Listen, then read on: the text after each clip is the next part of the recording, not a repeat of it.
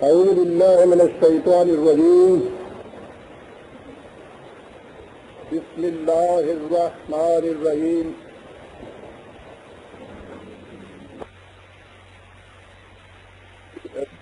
بہنوں اور بھائیوں،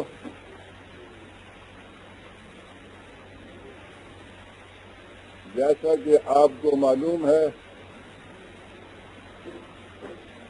میرے اس کتاب کا عنوان ہے میرا پیغام،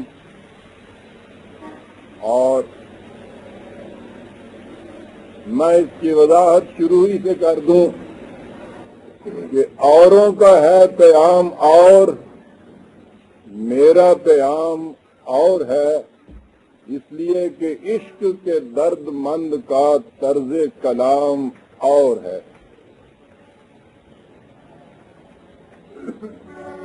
جیسا کہ آپ احباب کو معلوم ہے،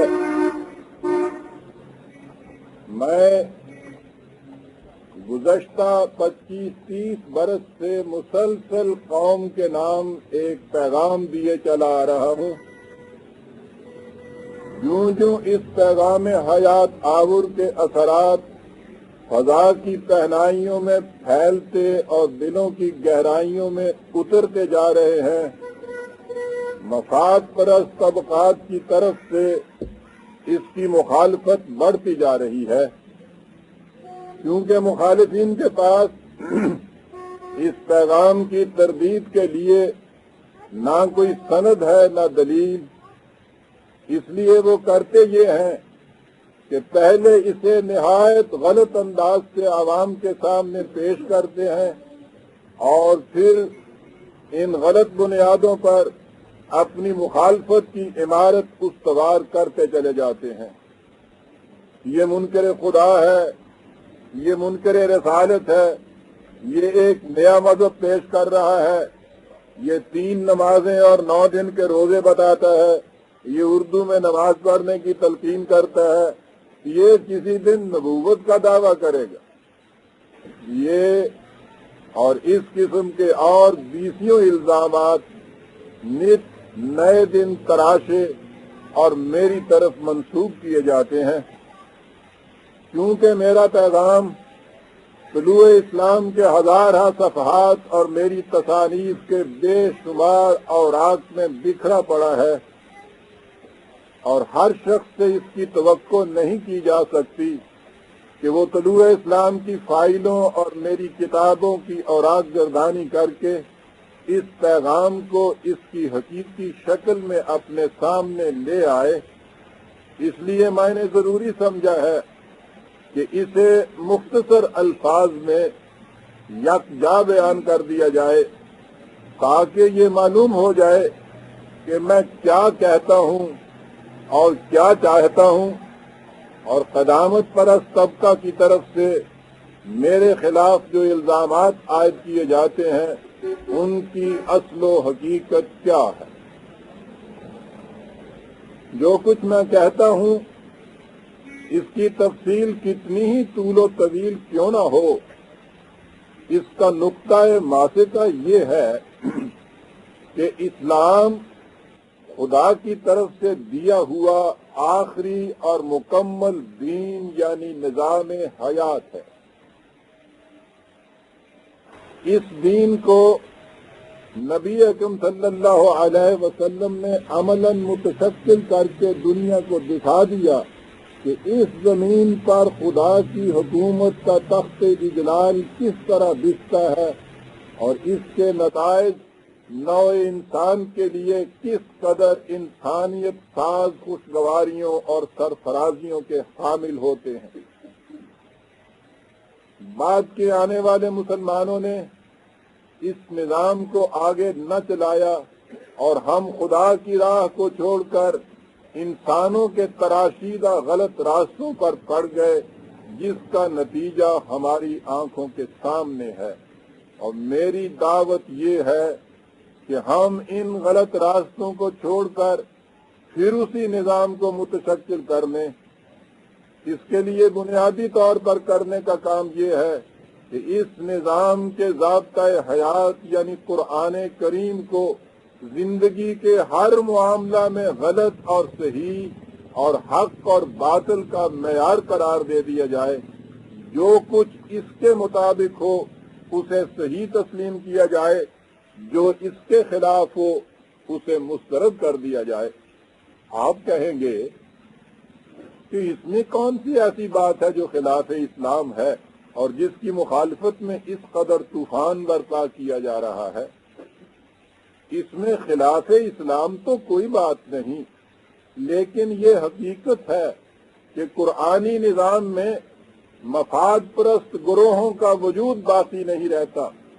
اس میں کسی فرعون، کسی حامان یا کسی قارون کے لیے کوئی جگہ نہیں ہوتی۔ اس لیے ان گروہوں کی طرف سے اس دعوت کی مخالفت ناگزیر ہے، لیکن ان لوگوں میں اتنی جرأت نہیں ہوتی کہ یہ برملا کہہ سکیں کہ ہم اس کی مخالفت اس لیے کرتے ہیں کہ اس سے ہمارے مفادات پر زد پڑتی ہے۔ اس لیے یہ اسلام خطرے میں ہے کہ گھنٹی بجا کر عوام کو مشتعل کرتے رہتے ہیں اور یوں انہیں اپنے مقاصد کے حصول کے لیے آلہ کار بناتے ہیں۔ ہماری پوری تاریخ اس پر شاہد ہے کہ جو ہی کسی نے ان کی مفاد پرستی اور ابلا فریبی کے خلاف آواز بلند کی، انہوں نے کفر و الحاد کے فتوے لگانے شروع کر دیے۔ یہی کچھ پہلے ہوتا رہا ہے اور یہی کچھ آج ہو رہا ہے۔ ملک کے سنجیدہ دانشور طبقہ سے میری شروع سے جو گزارش رہی ہے اور آج میں اس کا اعادہ کرتا ہوں کہ جو کچھ میں کہتا ہوں اسے خود قرآن کریم کی روشنی میں پرکھ کر دیکھیں اور فیصلہ کریں کہ وہ اسلام کے خلاف ہے یا اس کے مطابق۔ اب آپ دیکھیے میرے پیغام کی تفصیل کیا ہے۔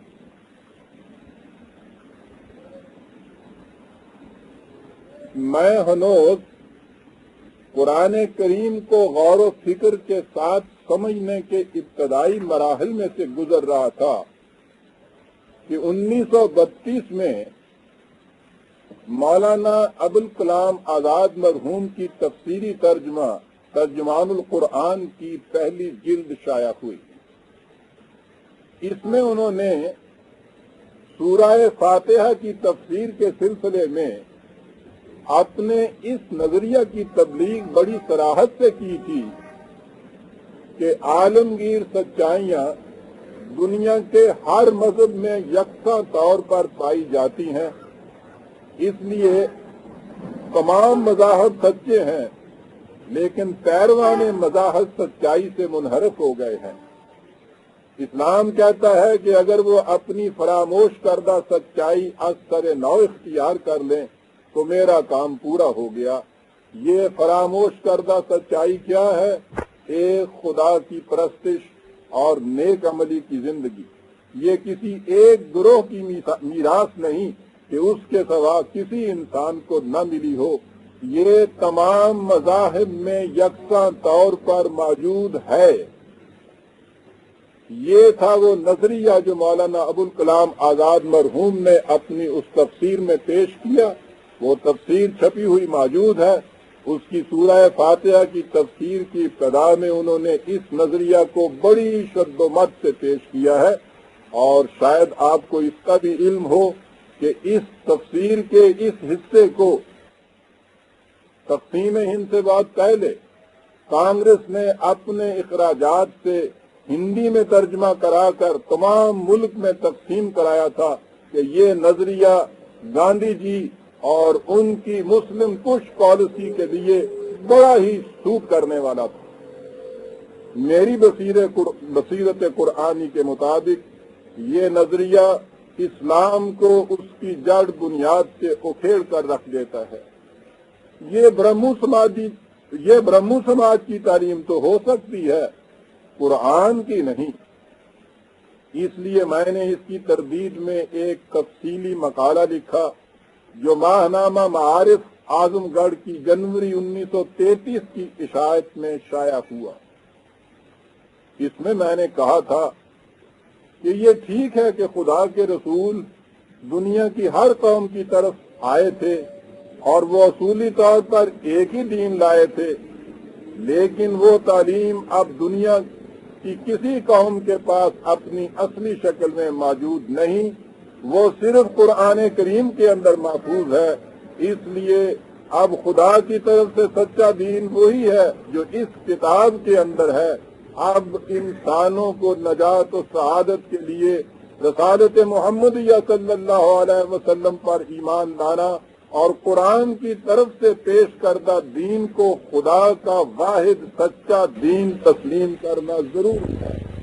جو اس دین کو اپنا نصب العین حیات قرار نہیں دیتا، نہ اس کی خدا پرستی ہے، نہ نیک عملی در حقیقت نیک عملی۔ مولانا آزاد کی شہرت اس زمانے میں کعبہ ثریا پہنچی ہوئی تھی۔ وہ قلم اور زبان کے بادشاہ اور علم کے سمندر سمجھے جاتے تھے۔ علماء کی صف میں وہ امام الہند قرار دیے جاتے تھے۔ ان کی پیش کردہ تفسیر کی مخالفت، اور وہ بھی ایک غیر مولوی کی طرف سے، کسی کے حیطہ تصور میں بھی نہیں آ سکتی تھی۔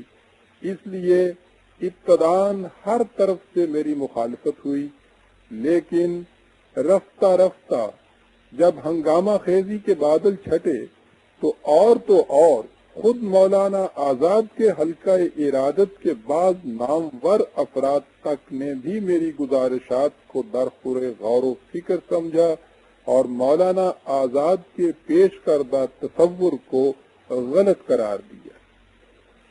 جب میں نے مولانا آزاد کے پیش کردہ نظریہ کی لم پر غور کیا، جو بظاہر بڑا خوش آئند اور مذہبی رواداری کا آئینہ دار نظر آتا ہے، تو اس کی یہ وجہ سامنے آئی کہ اسلام جو خدا کی طرف سے عطا کردہ دین ہے، مذہب کی سطح پر آ چکا ہے، اور مذہب کی سطح پر مختلف مذاہب میں واقعی کوئی فرق نہیں رہتا۔ دین زندگی کا عملی نظام ہے اور نظام ایک ہی سچا ہو سکتا ہے۔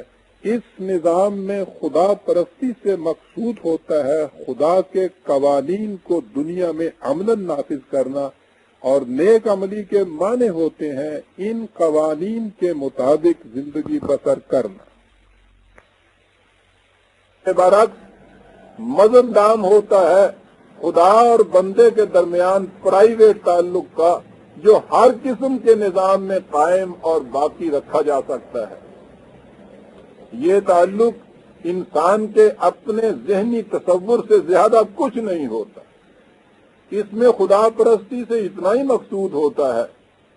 باقی رہی نیک عملی تو وہ چند اخلاقی مواعظ کا نام ہوتی ہے جو دنیا میں قریب ہر جگہ یکساں پائے جاتے ہیں۔ جھوٹ نہ بولو، چوری نہ کرو، کسی کو ستاؤ نہیں، وغیرہ وغیرہ۔ حضرات انبیاء کرام علیہم السلام خدا کی طرف سے دین لائے، لیکن ان کے بعد ان کے پیرو اس دین کو مسخ کر کے مذہب کی سطح پر لے آئے۔ دنیا کے مذاہب خدا کی طرف سے دیے ہوئے دین کی مسخ شدہ صورتیں ہیں۔ یہ دین اپنی آخری اور مکمل شکل میں نبی اکرم صلی اللہ علیہ وسلم کی وساطت سے دنیا کو ملا۔ حضور نے اسے عملاً متشکل کر کے دنیا کو دکھا دیا کہ اس کے نتائج عالم انسانیت کے لیے کس قدر خوشگوار ہیں۔ کچھ عرصہ کے بعد اس دین کے ساتھ بھی وہی کچھ ہوا جو اس سے پہلے دیگر اقوام کے یہاں ہوا تھا۔ اس کے نام لیواؤں نے رفتہ رفتہ اسے بھی مذہب کی شکل میں تبدیل کر دیا، جس کی وجہ سے یہ چند بے جان عقائد اور چند بے روح رسوم کا مجموعہ بن کر رہ گیا۔ اسی مذہب کا نام اب اسلام ہے، لیکن ہم میں اور دیگر اہل مذاہب میں فرق یہ ہے کہ ان میں سے کسی کے پاس خدا کی کتاب جس میں دین دیا گیا تھا اپنی اصلی شکل میں موجود نہیں، اور ہمارے پاس قرآن کریم غیر محرف شکل میں محفوظ ہے۔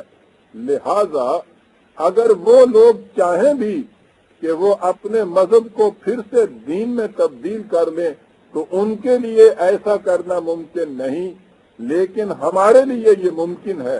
ہم قرآن کریم کی روح سے خدا کے حقیقی دین کو پھر سے متشکل کر سکتے ہیں۔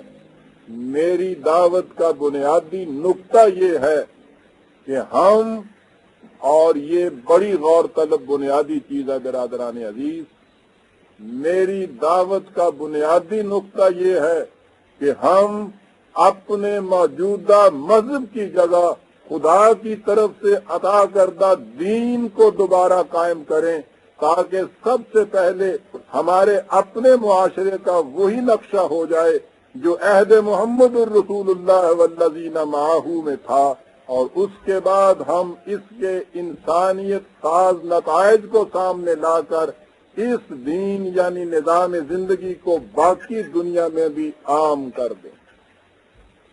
یہ میری دعوت کا پہلا نقطہ ہے۔ اگلا نقطہ، اور اس کا عنوان ہے ختم نبوت۔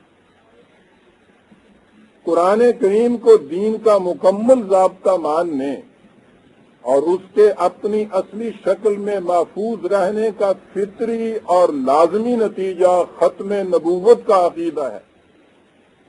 نبوت کے معنی ہے خدا کی طرف سے رہنمائی پانا۔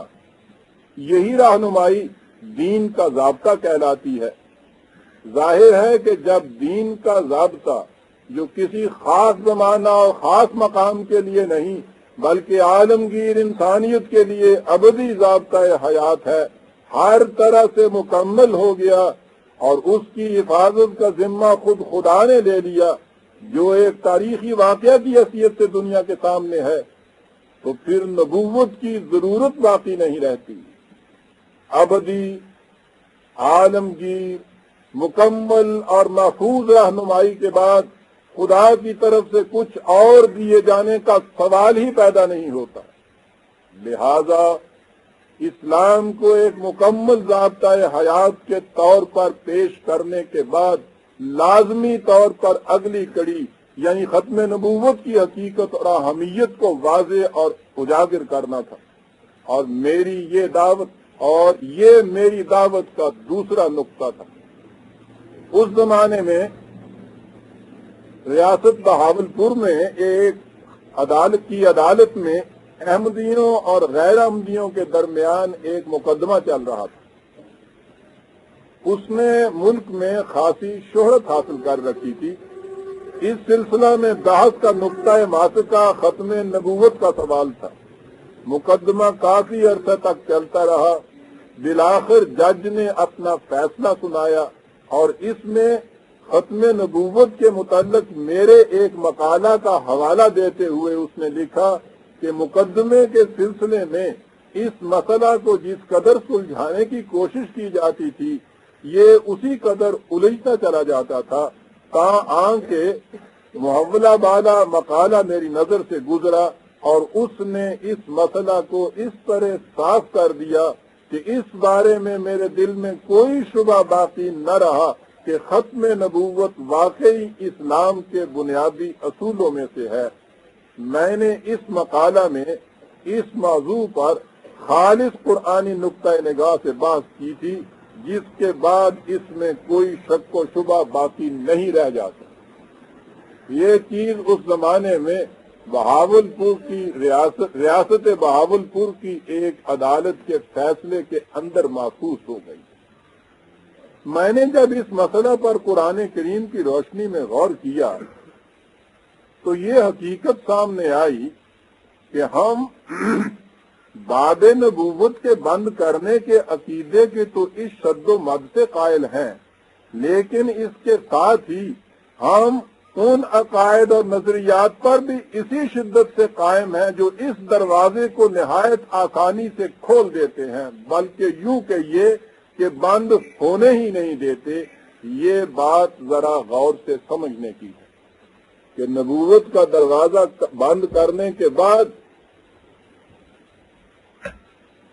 پھر ہم نے وہ کون سے عقائد و نظریات اختیار کر رکھے ہیں جو اس دروازے کو بند ہونے ہی نہیں دیتے۔ جیسا کہ میں نے ابھی ابھی کہا ہے، نبوت کے معنی ہے خدا کی طرف سے وحی کا ملنا۔ وحی وہ علم ہے جو نبی کو خدا کی طرف سے براہ راست ملتا ہے۔ وحی کے علاوہ ہر علم انسان کی اپنی محنت و کاوش، غور و فکر، عقل و بصیرت، تجربہ اور مشاہدہ وغیرہ کا نتیجہ ہوتا ہے، لیکن وحی میں ان امور کا کوئی دخل نہیں ہوتا۔ یہ نبی کو خدا کی طرف سے براہ راست ملتی ہے۔ ختم نبوت کے معنی یہ ہے کہ کسی انسان کو اب خدا کی طرف سے ایسا علم نہیں مل سکتا۔ یہ علم قرآن کریم کے اندر آ چکا ہے، اس کے بعد اس کا دروازہ بند ہو گیا۔ اب انسانی علم کے ذرائع دو ہی ہیں، قرآن کریم اور عقل انسانی۔ لیکن ہمارے ہاں عقیدہ یہ ہے کہ صوفیاء کرام اور اولیاء اعظام کو خدا کی طرف سے براہ راست علم حاصل ہوتا ہے، جس میں ان کی اپنی عقل و فراست کا کوئی دخل نہیں ہوتا۔ آپ نے دیکھا کہ حقیقت کے اعتبار سے یہ بیان ہی وہی چیز ہے جسے وحی کہا جاتا ہے، لیکن انہوں نے اس کا صرف نام بدل دیا ہے۔ یہ اسے وحی کی بجائے الہام یا کشف کہتے ہیں، لیکن نام بدل دینے سے کسی شے کی حقیقت اور ماہیت تو نہیں بدل جایا کرتی۔ خدا کی طرف سے براہ راست علم حاصل ہونے کا نام وحی رکھ لیجئے یا الہام، بات ایک ہی ہے۔ اور یہ جو کچھ میں کہہ رہا ہوں قیاس پر مبنی نہیں، ان حضرات کا دعویٰ یہی ہے۔ چنانچہ سر خیل طائفہ صوفیہ شیخ اکبر محی الدین ابن عربی اپنی مشہور کتاب فصوص الحکم میں لکھتے ہیں، غور سے سنیے برادران عزیز، آج کے دور کا بھی یہ جو مسئلہ ختم نبوت ہے، آپ دیکھیے کہ اس کی روشنی میں کس طرح سے وہ صاف ہو جاتا ہے۔ وہ اپنی کتاب فصوص الحکم میں لکھتے ہیں کہ جس مقام سے نبی لیتے تھے اسی مقام سے انسان کامل صاحب الزمان غوث قطب لیتے ہیں۔ ارباب شریعت تو وہ ہیں جو قرآن و حدیث سے حکم دیتے ہیں، مگر اس کے برعکس ہم میں ایسے لوگ بھی ہیں جو اس چیز کو اپنے کشف و الہام کے ذریعے خود اللہ تعالیٰ سے لیتے ہیں۔ پس ایک طور پر مادہ کشف و الہام اور مادہ وحی رسول ایک ہے۔ صاحب کشف اللہ تعالیٰ سے لینے کے طریقے سے واقف ہونے کی وجہ سے خاتم النبیین سے موافق ہے۔ ان کا اللہ تعالیٰ سے لینا عین رسول اللہ کا لینا ہے۔ خدا تعالیٰ ایسے لوگوں کو وہی احکام شریعہ اور علوم دیتا ہے جو خاص کر کے انبیاء کو دیے گئے تھے۔ آپ نے غور فرمایا کہ اس عقیدہ کے بعد وحی رسول اور ان حضرات کے الہام اور کشف میں کوئی بھی فرق رہ جاتا ہے؟ یہ عقیدہ تصوف کی اصل و بنیاد ہے۔ صوفیہ کے مختلف خانوادوں میں فروعات کا جو فرق ہو سو ہو، لیکن یہ بنیادی عقیدہ ہر ایک کے ہاں پایا جاتا ہے۔ لہذا تصوف اسلام میں اس مہر کو توڑنے کے لیے لایا گیا تھا جس نے نبوت کے دروازے کو بند کیا تھا۔ یہ مذہب کی سطح پر ہی مسلمانوں میں آ سکتا تھا، دین میں اس قسم کے عقائد کی کوئی گنجائش نہیں ہو سکتی۔ دو ایک خانوادوں کو چھوڑ کر تصوف کا بنیادی عقیدہ وحدت الوجود ہے۔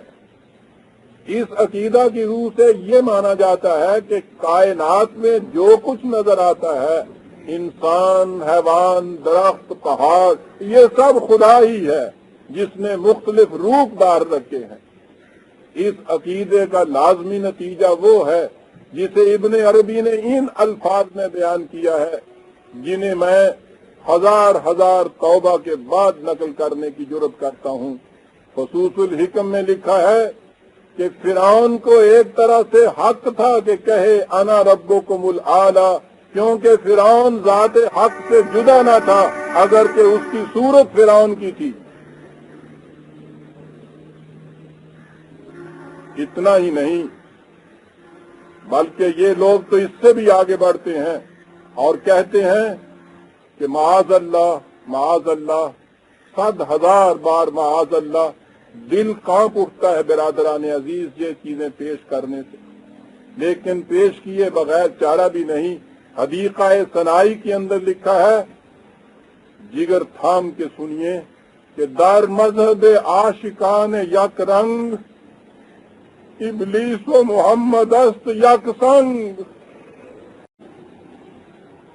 سن رہے ہیں آپ حضرات کیا ہوا ہے آپ کے ساتھ اور آپ کے دین کے ساتھ؟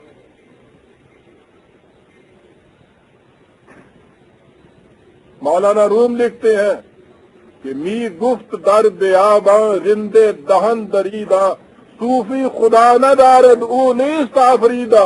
چلیے، رسول بھی نہیں ہے، خدا بھی نہیں ہے۔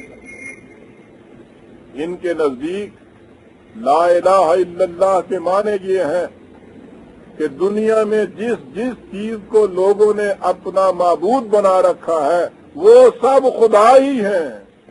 اس لیے ان کے ہاں عقیدہ یہ ہے کہ کفر و دین است در رہت کویا، وحدہ لا شریک لہ گویا۔ کفر بھی وہی ہے، اسلام بھی وہی ہے، رام بھی وہی ہے، رحیم بھی وہی ہے۔ گنگا ایک گھاٹ بہ تیرے، کہت کبیر عقل کے پھیرے۔ یہ ان کا مذہب۔ اور پھر پنجابی زبان میں تو آپ نے اس قسم کی کافیاں اکثر سنی ہوں گی کہ آپے تیاں تے آپے پتر، آپے بنیا ماپے، آپے مارے تے آپے پٹے، آپے کرے سی آپے۔ ہاں، پھر مجد میں آ جاتے ہیں وہ صاحب کہ کیا بات کہہ گئے ہیں جی صاحب۔ یہ وہی بات ہے جو فارسی والے نے کہا تھا کہ خود کوزا ہو، خود کوزا کرو، خود گیلے کوزا، خود رندو سبو کش، خود برسرے آ کوزا، خریدار برآمد بے شکست و رواں سے۔ یہ حضرات جو ہمارے ہاں بڑے بڑے صوفیاء کرام اور ولی اللہ کی حیثیت سے متعارف ہیں، ان میں سے بیشتر کا یہی عقیدہ تھا اور اب بھی وہ یہی عقیدہ رکھتے ہیں۔ اور اگر یہ نہ اس کی اجازت دیجیے ایک تھوڑے سے وقت کے لیے کہ اپنی ذات کو درمیان میں لے آؤں، تو یہ باتیں میں شنیدہ نہیں کہہ رہا، دیدہ کہہ رہا ہوں۔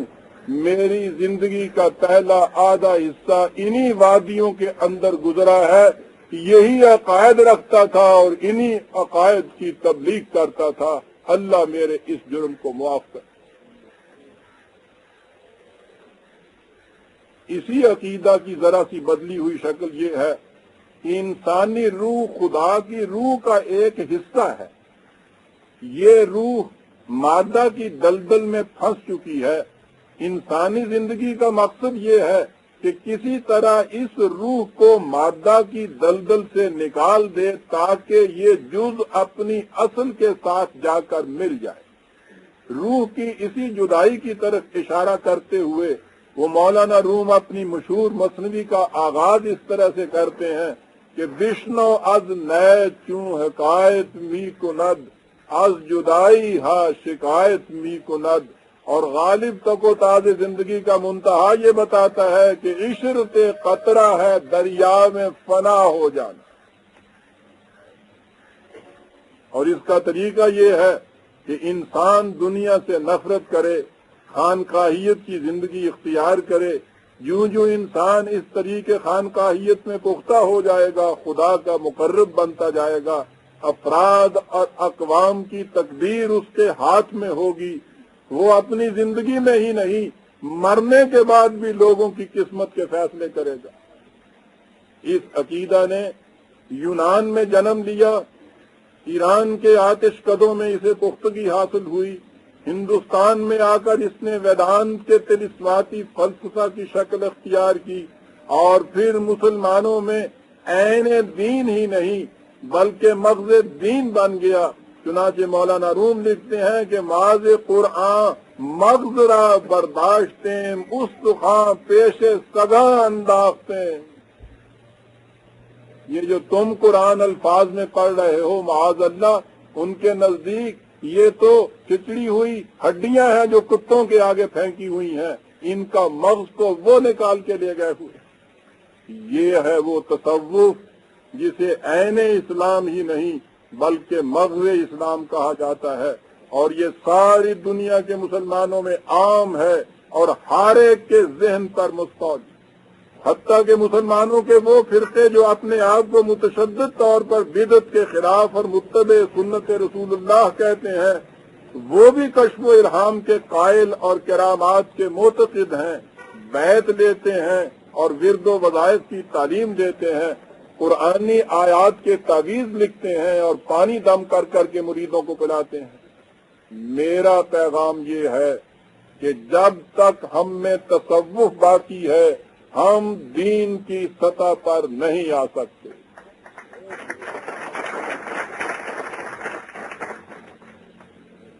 تصوف کا نام تک نہ قرآن کریم میں ملتا ہے نہ ہمارے ابتدائی لٹریچر میں کسی اور جگہ. یہ اقبال کے الفاظ میں اسلام کی سر. یہودی اپنے آخری مسیحا کے انتظار میں ہیں، عیسائی حضرت عیسیٰ علیہ السلام کے دوبارہ آنے کے انتظار میں ہیں، مجوسی زرتشت مترا کی آمد کے انتظار میں ہیں، ہندو کلکی پران کا انتظار کر رہے ہیں، بدھ مت والے ایک آخری متیہ یعنی بدھ کا انتظار کر رہے ہیں. ہمارے ہاں امام مہدی کا انتظار ہو رہا ہے، لیکن وہ دو انداز سے. سنی حضرات کہتے ہیں کہ وہ ہمارے عقیدہ کے امام مہدی ہوں گے، شیعہ حضرات کہتے ہیں کہ وہ ان کے امام مہدی ہوں گے، اور یہ تمام مذاہب والے ان آنے والوں کے متعلق کہتے ہیں کہ وہ قرب قیامت میں آئیں گے. اب آپ سوچئے کہ جب یہ تمام کے تمام ایک وقت میں آ جائیں گے اور ہر ایک کی کوشش یہ ہوگی کہ اس کا مذہب غالب آ جائے تو قیامت آنے میں شبہ کیا باقی رہے گا؟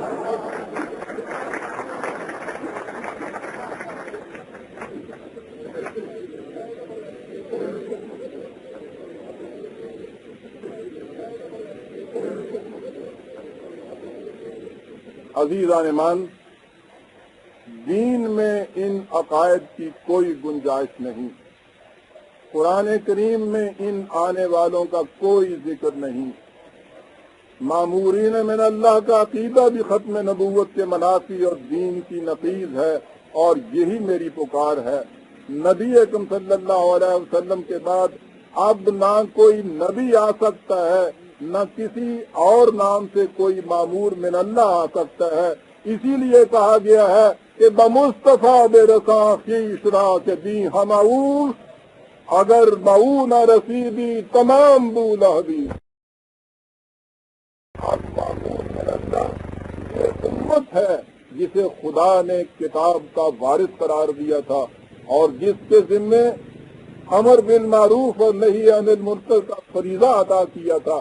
نبوت نبی اکرم صلی اللہ علیہ وسلم کی ذات گرامی پر ختم ہو گئی، لیکن وہ فریضہ رسالت کہ جس کی روح سے اس دین کو دوسروں تک پہنچانا اور اسے عملاً متشکل کر کے دکھانا تھا، اب یہ فریضہ امت محمدیہ صلی اللہ علیہ وسلم کا ہو گیا.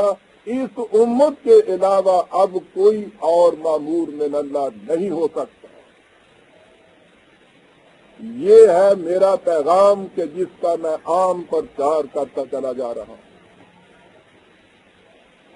میرے پیغام کا اگلا نقطہ مذہبی فرقہ بندی سے متعلق. خدا کی طرف سے جو دین ملا وہ ایک تھا.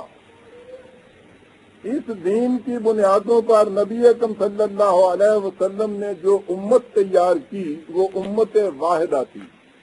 اس امت کا ایک خدا، ایک رسول، ایک ضابطہ زندگی، ایک نصب العین حیات، ایک مسلک اور ایک منہاج تھا. ان میں کوئی اختلاف نہ تھا، کوئی تفرقہ نہ تھا. اختلاف کو خدا نے عذاب قرار دیا ہے، فرقہ بندی کو بنفس صریح شرک ٹھہرایا ہے۔ اس لیے اس امت میں باہمی اختلاف کیسے پیدا ہو سکتا اور فرقے کیسے وجود میں آ سکتے تھے؟ لیکن جب دین مذہب میں تبدیل ہو گیا تو امت کی وحدت پارا پارا ہو گئی۔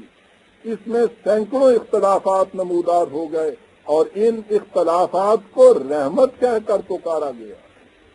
آپ کو پتہ ہے کہ عربی زبان کا ایک فقرہ اختلاف و امتی رحمت کہا جاتا ہے، یہ کہ حضور نبی اکرم صلی اللہ علیہ وسلم نے فرمایا، قرآن میں بنفس صریح کہا گیا ہے کہ اختلاف خدا کا عذاب ہے، اور اس فکرے کی روح سے کہا جاتا ہے کہ حضور نے فرمایا کہ جی ہاں باقی دنیا کے لیے ہوا کرے، میری امت کے لیے اختلاف تو رحمت ہے۔ آپ نے غور فرمایا کہ بات کہاں سے کہاں جا پہنچتی ہے۔ لہذا اس کی وجہ سے اس امت میں متعدد فرقے پیدا ہوتے چلے گئے، جن میں سے ہر ایک کا یہ دعویٰ تھا اور ہے کہ میں نجات یافتہ ہوں اور باقی سب گمراہ، لہذا جہنمی ہیں۔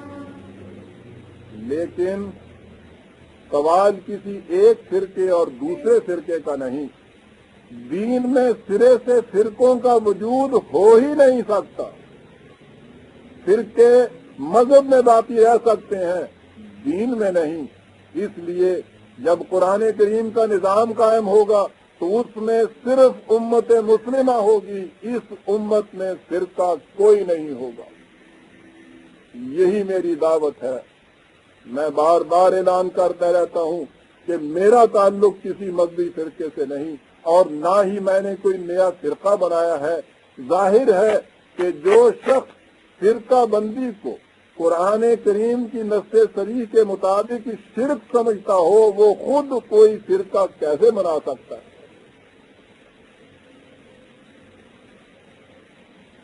میرے پیغام کا اگلا نقطہ دین اور دنیا کی ثنویت یعنی ڈوئلزم۔ دین اس لیے دیا گیا تھا کہ انسان اپنے دنیاوی امور قوانین خداوندی کے مطابق سر انجام دے، یا علامہ اقبال کے الفاظ میں انسان دنیا کا ہر تالا دین کی چابی سے کھول۔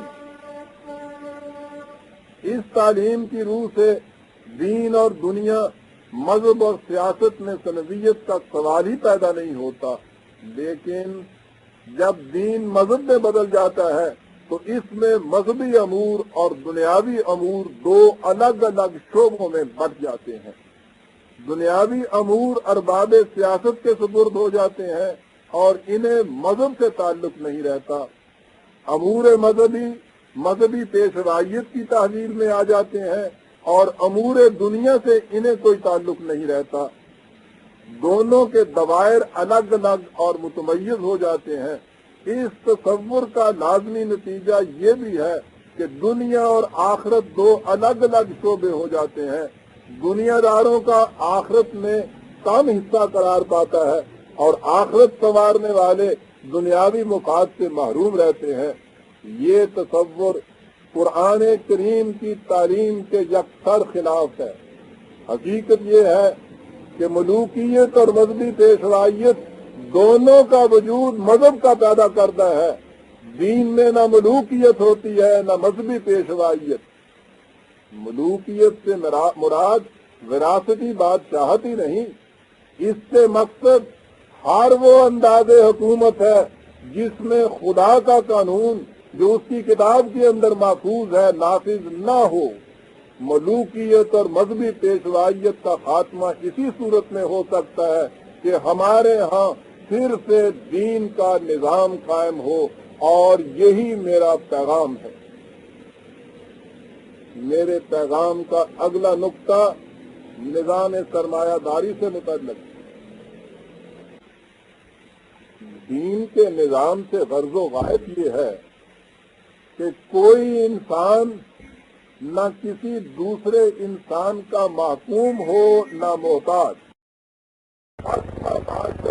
جہاں محتاج کس نقطۂ شرع مبین این است و بس۔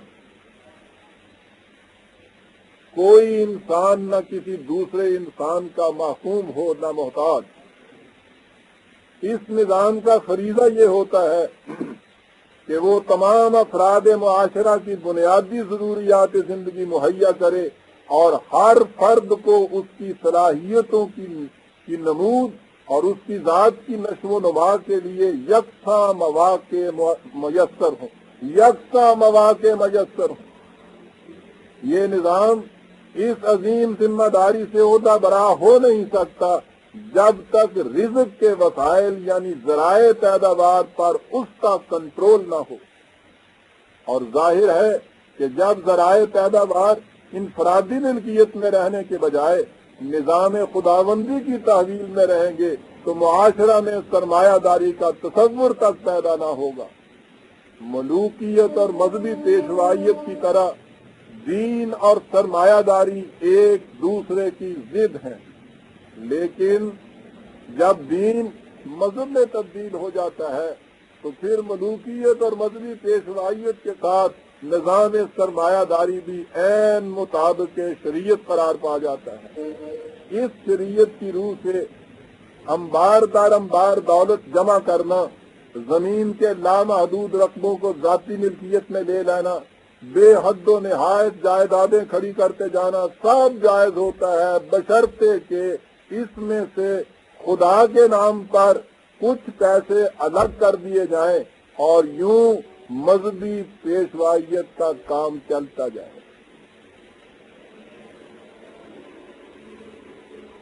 یہ کچھ کرنے کے بعد خلق خدا پر کیا گزرتی ہے، اس سے ان دولت مندوں کو آذرو شریعت کوئی واسطہ نہیں رہتا۔ اس قسم کا تصور معیشت قرآن کریم کی تعلیم کے خلاف ہے۔ اس کی روح سے معاشرہ کے ہر فرد کی بنیادی ضروریات زندگی مہیا کرنا اور اس کی صلاحیتوں کی نشو و نما اور ذات کی برومندی کے لیے سامان پرورش بہم پہنچانا دین کے نظام کی اولی ذمہ داری ہوتی ہے۔ یہ اس نظام کا کام ہے کہ دیکھے کہ ذرائع پیداوار کا انتظام کس طرح کیا جائے جس سے وہ اس ذمہ داری سے سبکدوش ہو سکے۔ قوم کے سامنے قرآن کریم کے اس تصور کا عام کرنا تاکہ وہ اس قسم کا معاشی نظام قائم کرے میری دعوت کا مقصود ہے۔ واضح رہے کہ قرآن کریم کے نظام ربوبیت اور کمیونزم میں بعد المشرقین ہے۔ جس فلسفہ حیات پر کمیونزم کا معاشی نظام استوار ہوتا ہے وہ فلسفہ اسلام کے فلسفہ زندگی کی یکسر نقیض ہے۔ اس فلسفہ کی روح سے نہ خدا کو مانا جاتا ہے، نہ وحی کو، نہ انسانی ذات کے وجود کو تسلیم کیا جاتا ہے، نہ مستقل اقدار زندگی کو، نہ قانون مکافات عمل پر ایمان ہوتا ہے، نہ حیات آخرت پر۔ یہ وجہ ہے کہ میں اس حقیقت کا بتکرار و اصرار اعلان کرتا رہتا ہوں کہ کمیونزم کے فلسفہ حیات کو ماننے والا مسلمان نہیں ہو سکتا، اور یہی وجہ ہے کہ کمیونسٹ بھی میری دعوت کی اسی طرح مخالفت کرتے ہیں جس طرح نظام سرمایہ داری کے حامل اور مؤید قرآن کا معاشی نظام اس کے اپنے فلسفہ حیات کی بنیادوں پر استوار ہوتا ہے، اور یہ کسی دوسرے فلسفہ حیات سے مفاہمت نہیں کر سکتا۔ میرے پیغام کا اگلا نقطہ ہے عقل اور بصیرت۔ دین اپنے ہر دعوے کو قرآنی سند کے ساتھ پیش کرتا اور علم و بصیرت کی بنا پر منواتا ہے۔ وہ قرآن کریم کی مستقل اقدار کی روشنی میں عقل انسانی سے کام لینے کو مومنین کا شیوا قرار دیتا ہے۔ وہ مومنوں کی خصوصیت یہ بتاتا ہے کہ وہ اور تو اور آیات خداوندی کے سامنے بھی اندھے اور بہرے بن کر نہیں جھکتے، وہ انہیں عقل و بصیرت کی روح سے مانتے ہیں۔ قرآن کی روح سے ایمان نام ہی وحی کی صداقتوں پر دل اور دماغ کے کامل اطمینان کے بعد یقین کرنے کا ہے، لیکن جب دین مذہب کی سطح پر آ جاتا ہے تو وہ سب سے پہلے علم و عقل کو دیس نکالا دے دیتا ہے، اس لیے کہ مذہب پنپتا ہی تاریکیوں میں ہے۔ اس کے پاس نہ اپنے کسی دعوے کی تائید میں قرآن کی سند ہوتی ہے، نہ عملی اور عقلی دلائل۔ جو کچھ ہوتا چلا آ رہا ہے اس پر آنکھیں بند کر کے چلتے جانا اس کے نزدیک صراط مستقیم پر چلنے کا نام ہے۔ جو کچھ ہم سے پہلے کسی انسان نے کہہ دیا اس پر کسی قسم کی تنقید کرنا یا اسے قرآن کریم کی روشنی میں پرکھنا انتہائی گستاخی اور الحاد اور بے دینی ہوتی ہے۔ اگر آپ مسلمانوں کے گھر میں پیدا ہوئے ہیں یا کسی اور مذہب کو چھوڑ کر مسلمان ہو گئے ہیں تو اس کے بعد کسی ایسے عقیدے کے خلاف جو متوارث چلا آ رہا ہے کسی خیال کا اظہار آپ کو مرتد بنا دے گا جس کی سزا موت ہے۔ حتیٰ کہ ہمارے بچوں کو سب سے پہلا سبق یہ دیا جاتا ہے کہ خطائے بزرگاں گرفتن خطا، بزرگوں کی غلطی کو پکڑنا بڑی خطا ہے۔ مانا جاتا ہے کہ بزرگوں کی غلطی ہے وہ، لیکن اس غلطی کو غلطی کہنا جہنم میں پہنچا دے گا۔ نتیجہ اس کا یہ کہ وہ غلطی شروع میں اگر وہ پانی کی طرح سیال تھی تو پھر آہستہ آہستہ مرور زمانہ سے منجمد ہوتی ہوئی وہ پتھر کی چٹان کی طرح سخت ہو جاتی ہے، اور اس کے صحیح ہونے کی سند یہ ہوتی ہے کہ یہ ہمارے اسلاف سے اسی طرح سے چلا آ رہا ہے۔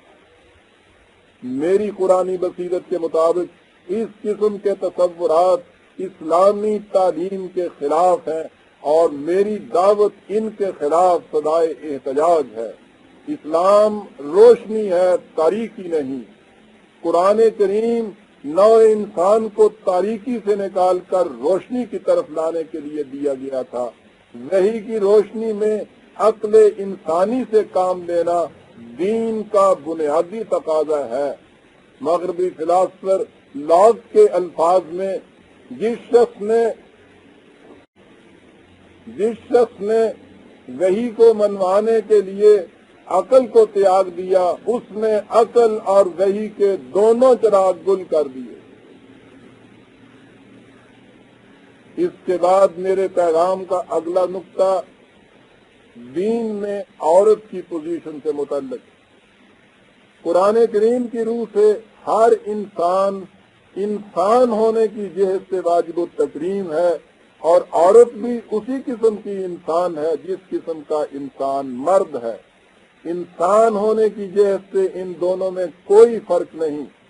افزائش نسل کے سلسلے میں اس فطری وظیفہ کے علاوہ جو عورت سے مخصوص ہے، مرد اور عورت کی صلاحیتوں میں کوئی فرق نہیں۔ عورت زندگی کے ہر شعبہ میں مرد کی رفیق ہے اور ان کی باہمی رفاقت سے زندگی کی گاڑی آگے چلتی ہے۔ لیکن مذہب نے ہمیشہ عورت کو مرد کا غلام بنا رکھا ہے۔ وہ اسے مقام انسانیت دینے پر کسی صورت میں رضامند ہوتا ہی نہیں۔ اس کے لیے اس نے ایک عقیدہ وضع کیا کہ خدا نے پیدا تو آدم یعنی مرد ہی کو کیا تھا، لیکن جب وہ تنہائی کی وجہ سے اداس رہنے لگا تو اس کی پسلی سے عورت کو نکالا تاکہ اس سے اس کا دل بہل جائے۔ گویا فطرت کے تخلیقی پروگرام میں مقصود بالذات مرد تھا، عورت محض مرد کا دل بہلانے کے لیے پیدا کی گئی تھی، لیکن عورت نے شیطان کے فریب میں آ کر مرد کو بہکایا اور اس طرح اس بے گناہ کو جنت سے نکلوا دیا۔ اس بے گناہ کو پھر عورت چونکہ پسلی سے پیدا کی گئی تھی اور پسلی کی ہڈی ٹیڑھی ہوتی ہے تو ہمارے ہاں عقیدہ یہ ہے کہ اسے سیدھا کرنے لگے تو ٹوٹ تو جائے گی، سیدھی کبھی نہیں ہوگی۔ لیکن قرآن کریم کی روشنی میں یہ ضرورت ہے کہ ہم ان عقائد کو ایک ایک کر کے پرکھیں اور دیکھیں کہ دین نے عورت کو کیا مقام دیا ہے۔ کیونکہ یہ عقائد قرآن کریم کی تعلیم کے خلاف ہیں، اس لیے میں ان کے خلاف مسلسل آواز اٹھاتا رہتا ہوں۔ میرا پیغام عورت اور مرد دونوں کے لیے یکساں مقام انسانیت کا پیغام ہے۔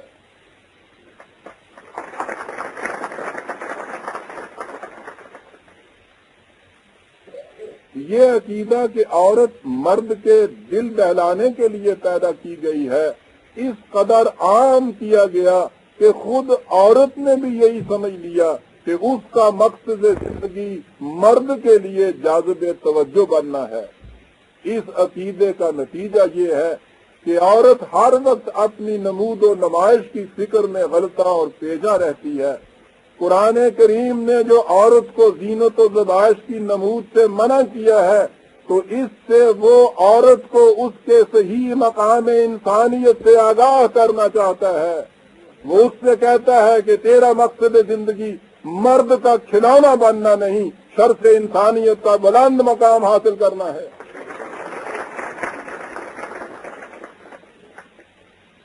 میں عورت تک خدا کا یہ پیغام پہنچانا چاہتا ہوں۔ میں دنیا میں قرآن کے اس تصور کو عام کرنا چاہتا ہوں کہ ہم جب عورت اور مرد کے متعلق گفتگو کریں تو دو انسانوں کی حیثیت سے گفتگو کریں۔ یہ دونوں انسان ہیں اور انسانیت کی میزان میں ان کا وزن یکساں ہے۔ میرے پیغام کا اگلا نقطہ برادران عزیز تاریخ پاکستان سے متعلق۔ آپ نے غور کیا ہوگا برادران عزیز کہ ہمارے ہاں عقیدہ و عمل کی تمام خرابیوں کی علت العلل یہ ہے کہ اسلام جو ایک دین تھا مذہب میں بدل چکا ہے، لہذا ان خرابیوں کا علاج صرف ایک ہے کہ اسے مذہب کے مقام سے اٹھا کر پھر اس دین میں تبدیل کر دیا جائے جسے خدا نے نوع انسانی کے لیے قرآن کریم میں عطا کیا تھا اور جسے اس کے رسول صلی اللہ علیہ وسلم نے عملاً متشکل کر کے دکھایا تھا۔ سوال یہ ہے کہ اس مذہب کو دین میں بدلنے کا طریقہ کیا ہے؟ میں یہ پہلے بتا چکا ہوں کہ دین ایک نظام حیات ہے جس میں خدا کے احکام کو بطور قوانین نافذ کیا جاتا اور ان کے مطابق زندگی بسر کی جاتی ہے۔ ظاہر ہے کہ کسی حکم یا اصول کو بطور قانون اسی صورت میں نافذ کیا جا سکتا ہے کہ ان اصولوں کے ماننے والوں کی اپنی آزاد مملکت ہو۔ دوسروں کی مملکت میں مذہب تو باقی رہ سکتا ہے، دین نہ قائم ہو سکتا ہے نہ باقی رہ سکتا ہے۔ چنانچہ جب غیر منقسم ہندوستان میں مسلمانوں کے لیے الگ آزاد مملکت کے حصول و قیام کی تحریک شروع ہوئی، جسے تحریک مسلم لیگ یا تحریک پاکستان کہا جاتا ہے، تو اس وقت طلوع اسلام جاری ہوا اور اس نے قرآنی خطوط پر اس تحریک کا پورے شد و مد سے ساتھ کیا۔ جو حضرات اس تحریک کی تاریخ سے واقف ہیں وہ جانتے ہیں کہ مسلمانوں کی مذہبی پیشوائیت کی طرف سے اس تحریک کی سخت مخالفت ہوئی۔ بجز چند افراد کے علماء کا گروہ مجموعی طور پر اس کا مخالف تھا۔ اس گروہ کے سر خیل مولانا ابوالکلام آزاد، مولانا حسین مدنی، مفتی کفایت اللہ مرحومین جیسے اکابر مفتیان شرع مبین تھے۔ تاریخ پاکستان اور ان حضرات کی طرف سے اس کی مخالفت در حقیقت دین اور مذہب کی کشمکش تھی۔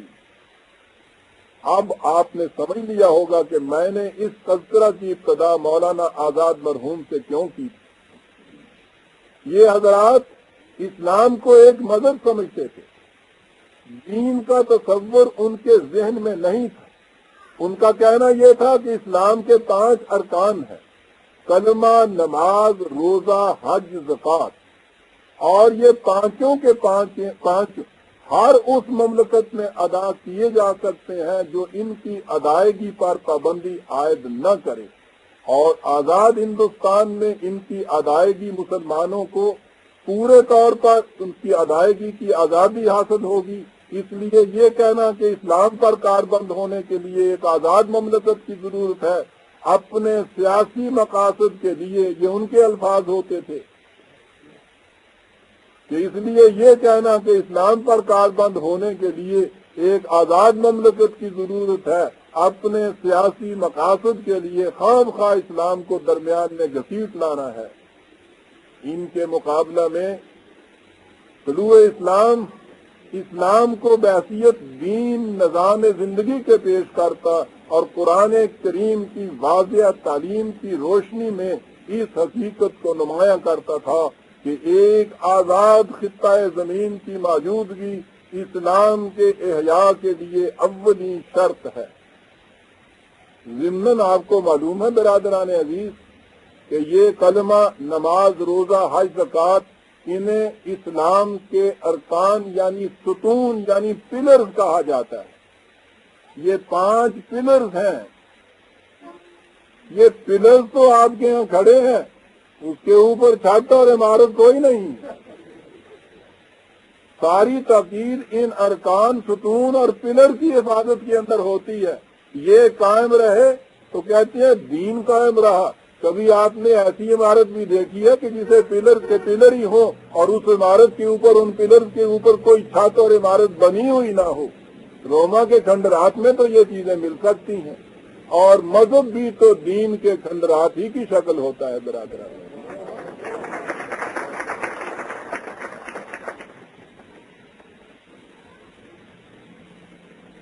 تاریخ پاکستان سے متعلق اسی کشمکش میں یہ حقیقت بھی سامنے آئی کہ مذہب اصطلاحات کو وہی استعمال کرتا ہے جنہیں دین متعین کرتا ہے، لیکن ان اصطلاحات کا مفہوم اور تصور بدل دیتا ہے۔ کلمہ، طلاق، زکوٰۃ، صوم، حج، امام، جماعت، عمل بالمعروف اور نہی عن المنکر، ثواب، عذاب، اطاعت و معصیت خدا و رسول وغیرہ اصطلاحات دین نے استعمال کی تھی۔ یہ اصطلاحات اس نظام کے مختلف گوشوں کو سامنے لاتی تھی اور عملاً بتاتی تھی کہ ان میں سے ایک ایک جز کس طرح دین کی عمارت کے لیے لا ینفک ہے۔ مذہب نے انہی اصطلاحات کو اپنے ہاں منتقل کر دیا، لیکن ان کا مفہوم اور تصور بدل دیا۔ یہ سب سے بڑا مغالطہ ہے جو مذہب اپنے برسر حق ہونے کے لیے پیدا کرتا ہے۔ یہ وہ ٹیکنیک تھی جسے متحدہ ہندوستان کی تحریک کے حامی نیشنلسٹ علماء استعمال کرتے تھے، اور اس سے عوام بڑی آسانی سے فریب میں مبتلا ہو جاتے تھے۔ اس سے اس امر کی اہمیت اجاگر ہو کر میرے سامنے آئی کہ جب تک ان اصطلاحات دینیہ کا صحیح تصور قرآن کریم کی روشنی میں متعین کر کے سامنے نہ لایا جائے، دین کی بات سمجھ میں نہیں آ سکتی۔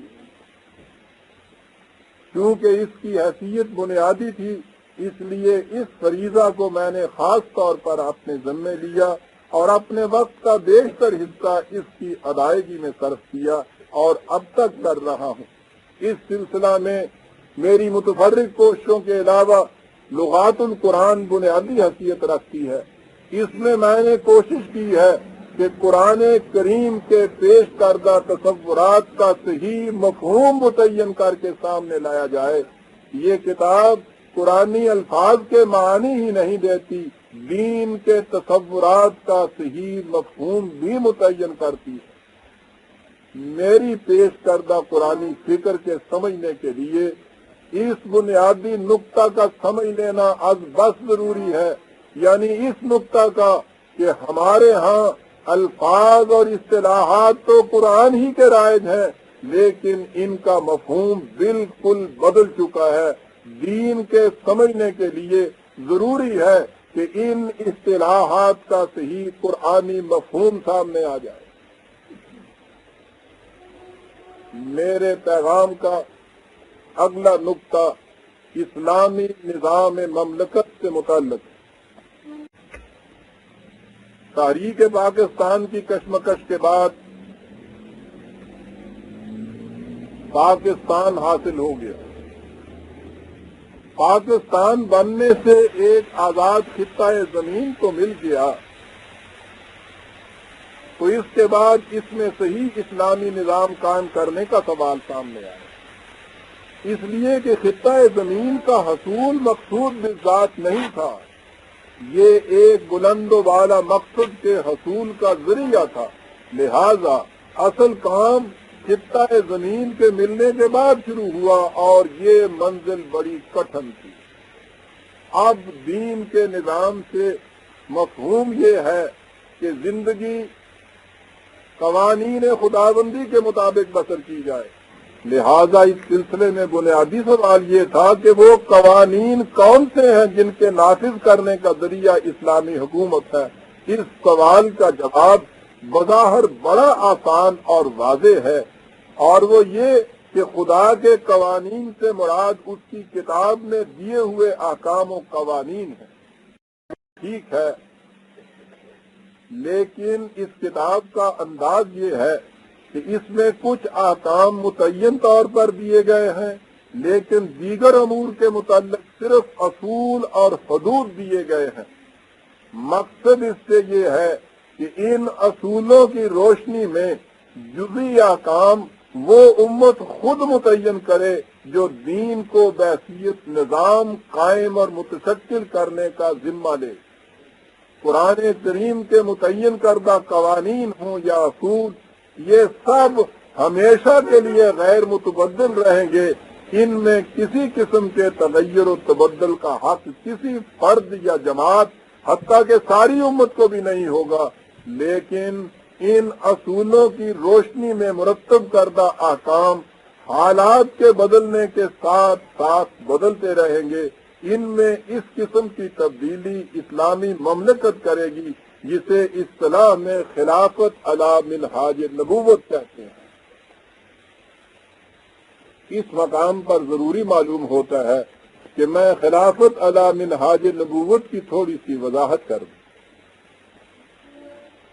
نبی اکرم صلی اللہ علیہ وسلم نے دین کو ایک نظام کی شکل میں قائم کر کے دکھایا، اسے قرآنی مملکت کہی۔ ظاہر ہے کہ یہ نظام رسول اللہ صلی اللہ علیہ وسلم کی ذات تک محدود نہ تھا، اس نظام کو آگے بھی چلنا تھا۔ رسول اللہ کی وفات کے بعد یہی نظام حضور کے سچے جانشینوں کے ہاتھوں آگے چلا۔ رسول اللہ صلی اللہ علیہ وسلم کے بعد اس دور کو جس میں یہ قرآنی نظام قائم رہا خلافت علی منہاج نبوت کا زمانہ کہا جاتا ہے۔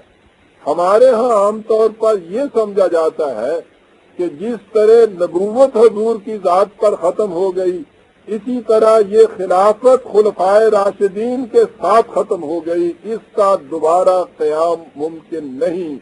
لیکن یہ تصور کہ جس طرح نبوت حضور کی ذات پر ختم ہو گئی، اسی طرح یہ خلافت خلفائے راشدین کے ساتھ ختم ہو گئی، اس کا دوبارہ قیام ممکن نہیں۔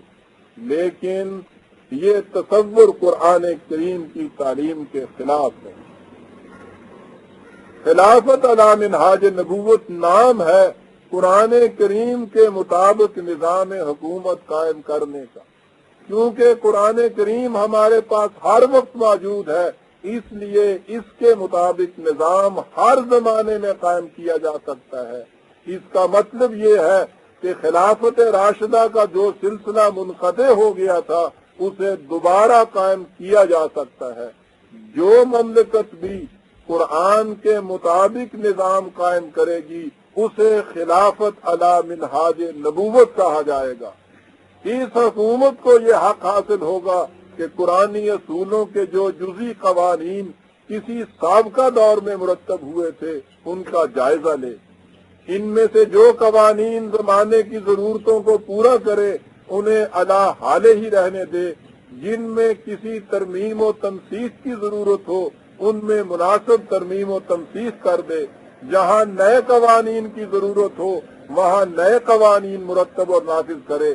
اسی کو اجتہاد کہا جاتا ہے، جس کا عمل ہمیشہ جاری رہے گا۔ لیکن اسے پھر دوہرا دیا جائے کہ اس طرح قانون سازی کا حق یعنی حق اجتہاد صرف خلافت علی منہاج نبوت یعنی قرآنی حکومت کو ہوگا، کسی فرد یا افراد کی کسی جماعت کو نہیں ہوگا، لیکن جب تک ایسی حکومت قائم نہ ہو اس وقت تک اس کے سوا چارہ نہیں کہ قرآن کریم کے اصولوں کی روشنی میں جو جزیات کسی زمانے میں متعین ہوئی تھیں اور جن میں امت کے مختلف فرقے کاربند چلے آ رہے ہیں ان پر اسی طرح سے عمل ہوتا رہے۔ کسی فرد یا گروہ کا یہ سمجھ لینا کہ اسے ان جزیات میں تغیر و تبدل کا یا نئی جزیات مرتب کرنے کا حق حاصل ہے، امت میں انتشار پیدا کرنے کا موجب ہے، جس کی میں شدت سے مخالفت کرتا ہوں۔ یہی وجہ ہے کہ میں فرقہ اہل قرآن یا ایسے افراد کا بھی مخالف ہوں جو کبھی 3 نمازوں اور 9 دن کے روزوں کا پرچار کرتے ہیں اور کبھی اردو زبان میں نماز پڑھنے کی اختراع کرتے ہیں۔ البتہ ہمارے مروجہ عقائد اور عمل میں جو بات مجھے قرآن کریم کی تعلیم کے خلاف نظر آتی ہے میں اس کی نشاندہی ضروری سمجھتا ہوں اور ایسا کرتا رہتا ہوں۔ یہ ہے قرآنی اصولوں کی روشنی میں جزئی احکام مرتب کرنے کا وہ طریقہ جسے میں قرآن اور سیرت نبی اکرم صلی اللہ علیہ وسلم کے مطالعہ سے صحیح سمجھتا ہوں، اور یہ کوئی نئی بات نہیں ہے۔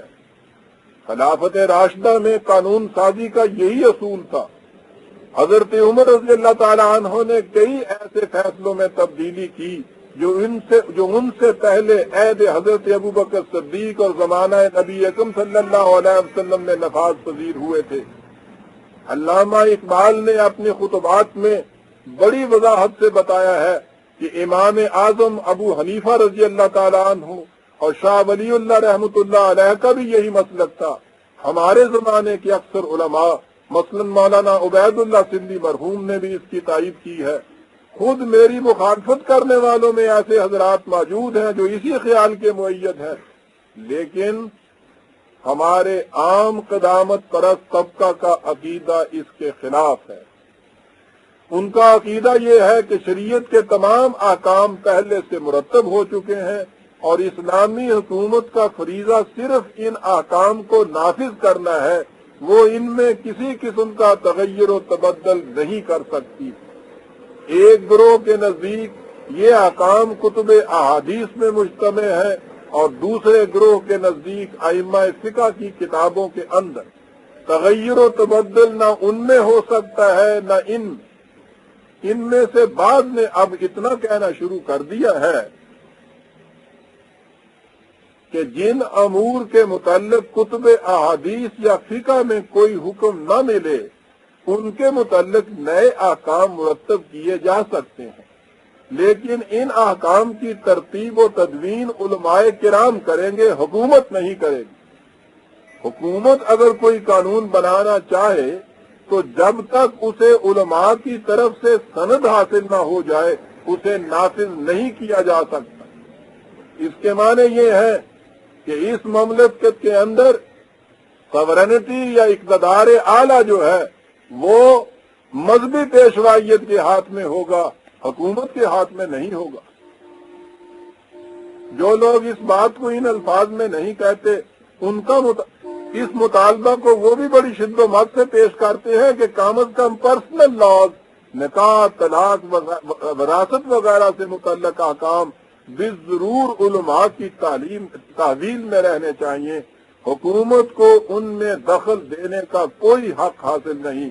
چنانچہ آئلی قوانین، فیملی لاز کی مخالفت اسی نظریہ کے ماتحت کی جا رہی ہے، اور یہی وہ چیز ہے جس کے ماتحت برادران عزیز ابھی اگلے دنوں یہ عید الفطر کے موقع پر چاند دیکھنے کے مسئلے نے اتنی اہمیت حاصل کر لی تھی، اسے یہ اہمیت اس خاص مقصد کے ماتحت دی گئی تھی کہ جو کام علماء کے دائرے کے ہیں حکومت کو اس میں دخل دینے کا کوئی حق حاصل نہیں ہے۔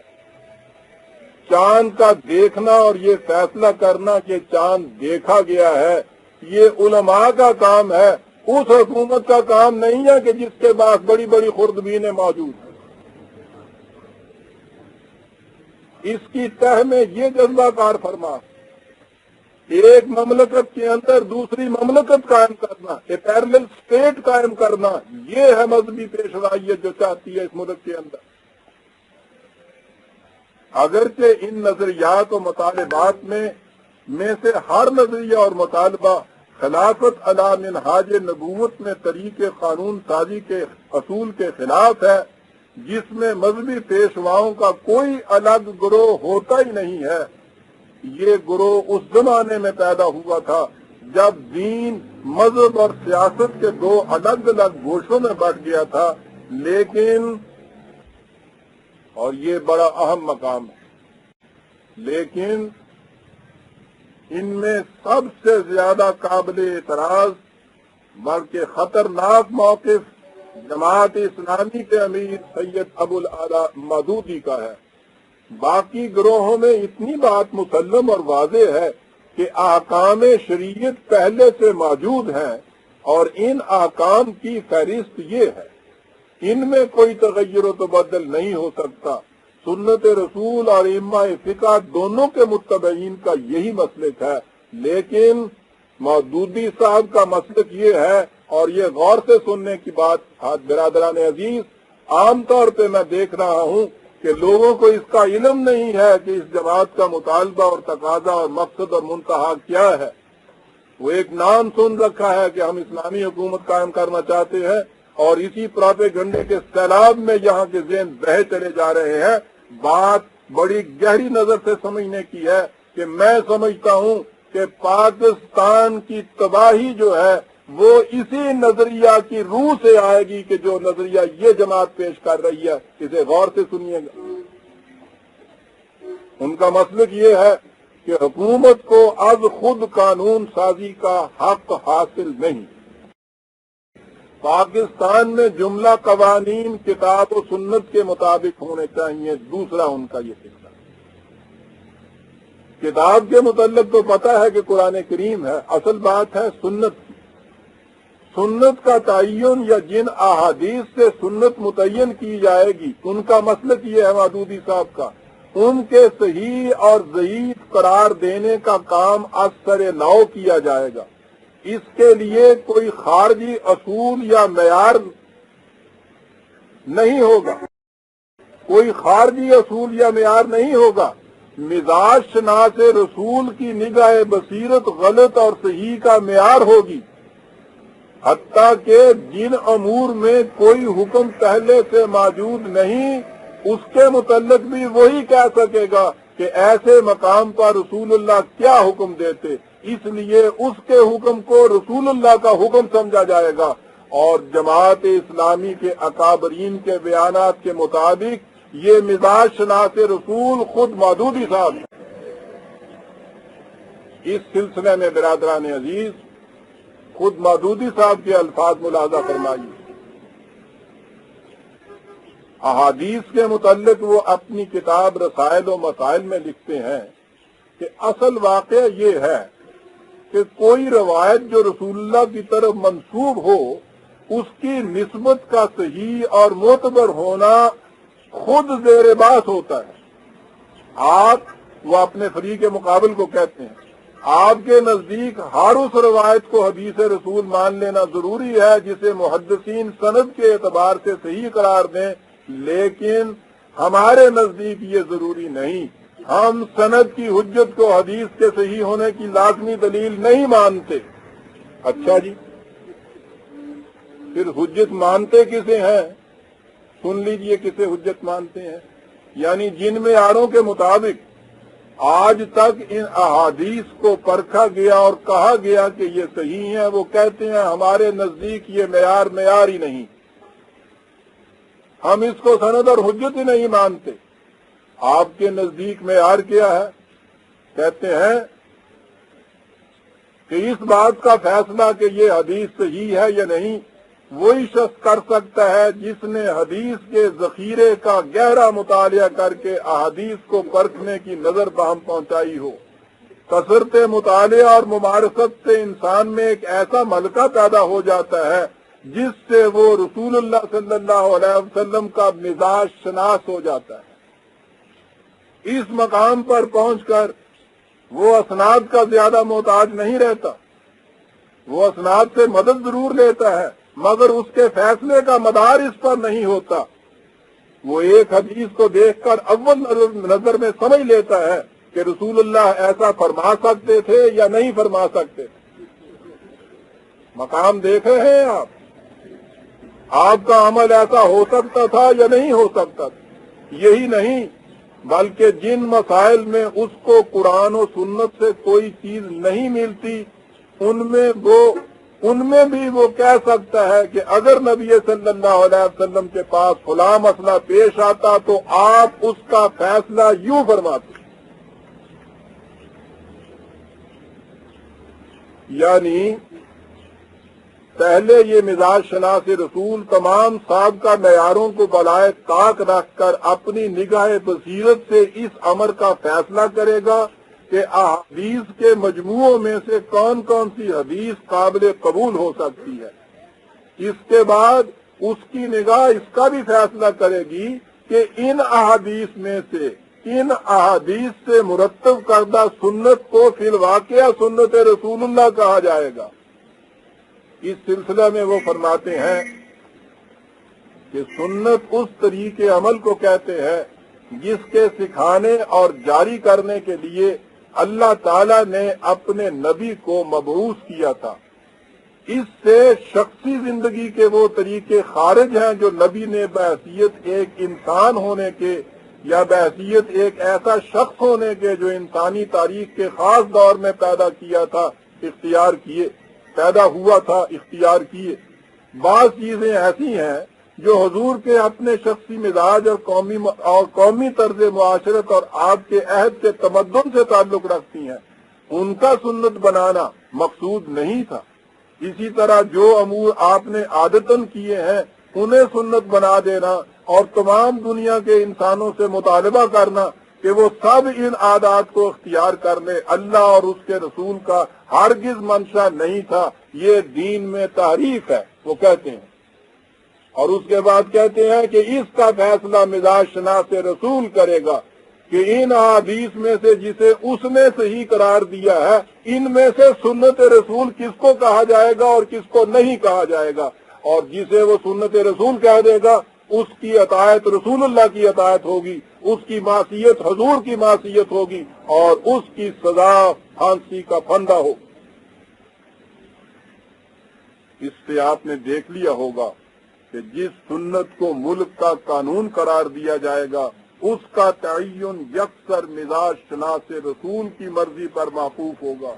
اس سے آپ اندازہ لگا لیجئے کہ یہ تھیوکریسی کی کس قدر آمرانہ اور مستبدانہ شکل ہوگی، جس میں تمام قوانین ایک شخص کے فیصلوں کے مطابق وضع ہوں گے اور ان قوانین کا اتباع خدا اور رسول کے فیصلوں کی حیثیت سے کرایا جائے گا، جن کی خلاف ورزی دنیا اور آخرت میں سخت ترین سزا کا مستوجب اور جن سے انکار ارتداد ہوگا جس کی سزا موت ہے۔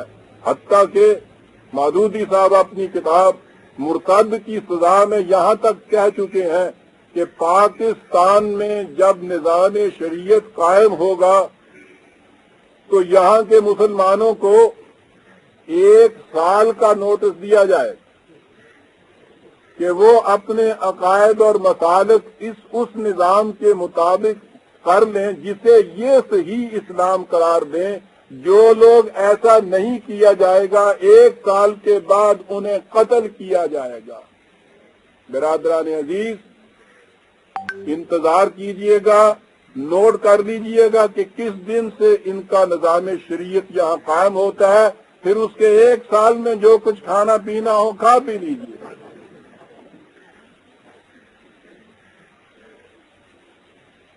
عزیزان من، میری کوئی سیاسی پارٹی نہیں، میں کسی سیاسی پارٹی سے متعلق نہیں، ہماری یہ تاریخ عملی سیاسیات میں حصہ ہی نہیں لیتی، اس لیے میں نے جو کچھ یہ کہا ہے اس کے متعلق یہ ذہن میں نہ رکھیے کہ یہ وہی سیاسی رقابتیں ہیں جو مختلف پارٹیوں میں چلی آتی ہیں۔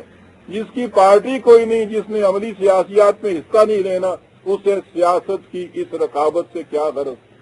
میں تو ڈر یہ رہا ہوں کہ یہ کس قدر بھیانک ہے مستقبل جو اس بدقسمت پاکستان میں آنے والا ہے اگر یہ چیز اسی طرح سے پھیلتی گئی، اگر انہیں اسی طرح سے جس انداز سے یہ فروغ حاصل کر رہے ہیں اسی انداز سے یہ کچھ ہوتا گیا تو آپ سوچ لیجئے گا کہ آپ کے اس بدقسمت ملک کا بننے والا کیا ہے۔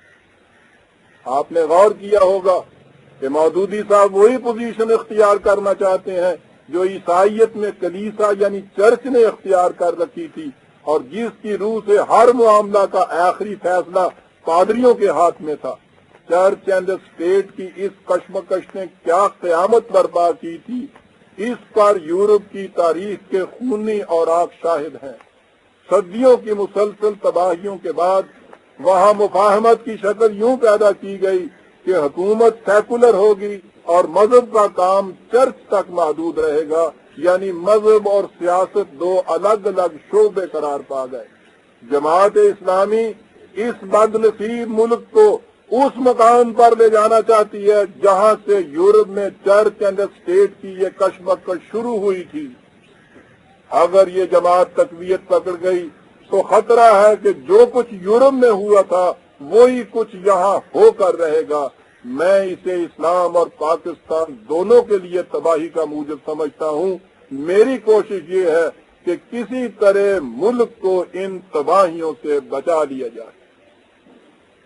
آپ نے غور فرمایا عزیزان من کہ قانون سازی کے سلسلے میں جہاں مذہب اور دین کی کشمکش کس شدت سے جاری ہے، میری پکار یہ ہے کہ قانون سازی کے لیے وہی طریق اختیار کیا جائے جو خود قرآن کریم نے تجویز کیا ہے اور جسے میں پہلے بیان کر چکا ہوں، یعنی جن احکام و قوانین کو قرآن کریم نے متعین شکل میں دیا ہے انہیں اسی طرح نافذ کیا جائے، اور جن امور کو اس نے اصولی حیثیت سے بیان کیا ہے ان کی جزیات ان اصولوں کی حدود کے اندر رہتے ہوئے اسلامی حکومت امت کے باہمی مشورے سے متعین کرے۔ ایسا کرنے سے ان جزیات کو بھی جو پہلے کبھی متعین تھی یقیناً پیش نظر رکھا جائے گا، وہ قانون سازی کے سلسلے میں نظائر کا کام دیں گی۔ قرآنی اصولوں کی چار دیواری کے اندر رہتے ہوئے امت کے باہمی مشورہ سے نظام حکومت کا نام اسلامی جمہوریت ہے، اور یہ مغرب کی جمہوریت سے بالکل یکسر الگ شے ہے کہ جس میں 51 کے فیصلے کے اوپر کوئی اور قوت اور کنٹرول نہیں ہوتا۔ یہ کنٹرول ڈیموکریسی ہے کہ جس کے اوپر 51 تو ایک طرف 100 کے 7 بھی اپنے ووٹ پاس کرنے کے بعد قرآن کے کسی اصول کے خلاف کوئی قانون پاس نہیں کر سکتے۔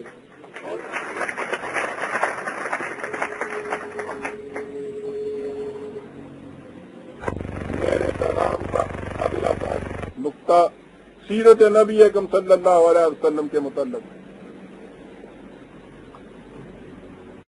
احادیث کے سلسلے میں ایک بات اور بھی قابل ذکر ہے۔ قرآن کریم نے نبی اکرم صلی اللہ علیہ وسلم کی بلندی سیرت اور پاکیزگی کردار کو نوع انسان کے لیے بہترین نمونہ یعنی اسوہ حسنہ قرار دیا ہے۔ اس نے حضور کی سیرت کے نمایاں خط و خال کو اپنے دامن میں محفوظ کر لیا ہے، لیکن جزئی واقعات کتب احادیث اور تاریخ میں پائے جاتے ہیں۔ ان کتابوں میں غلط اور صحیح ہر قسم کی باتیں آ گئی ہیں، جس کی وجہ سے ان میں ایسے واقعات بھی ملتے ہیں جن سے حضور کی سیرت معاذ اللہ داغدار ہو کر سامنے آتی ہے۔ اسی طرح قرآن کریم نے جماعت صحابہ رضی اللہ تعالی عنہم کی بڑی تعریف کی ہے، اور مہاجرین و انصار کے متعلق تو بالتخصیص کہا ہے کہ وہ مومن حقہ پکے اور سچے مومن تھے، لیکن ہماری کتب تاریخ میں ان کے متعلق بھی ایسے واقعات ملتے ہیں جن سے ان پر بڑا تان پڑتا ہے۔ میری دعوت یہ ہے کہ ان کتب احادیث و تواریخ پر اس انداز سے نظر ثانی کی جائے کہ ان میں سے تمام قابل اعتراض مواد خارج کر دیا جائے تاکہ حضور کی سیرت اور صحابہ کی زندگی اپنی صحیح اور پاکیزہ شکل میں دنیا کے سامنے آئے۔ لیکن یہ کام بھی اسلامی حکومت کے کرنے کا ہے۔ اگر اسے انفرادی طور پر کیا جائے گا تو افراد کا تعصب یا عقیدت صحیح منزل تک پہنچنے کے راستے میں حائل ہو جائے گی۔ لیکن ہماری مذہبی پیشوائیت ان کتابوں کو جو انسانوں ہی کی مرتب کرتا ہے وہی آسمانی کی طرح تنقید سے بالا تر قرار دیتی ہے۔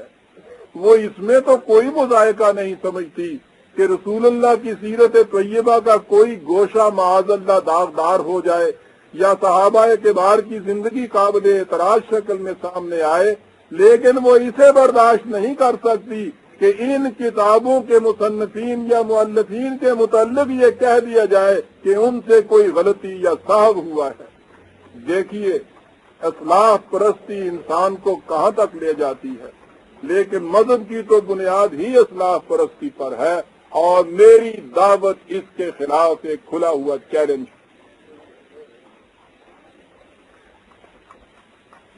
میرے پیغام کا اگلا نقطہ یہ ہے کہ اسلامی مملکت سے مقصود کیا ہے۔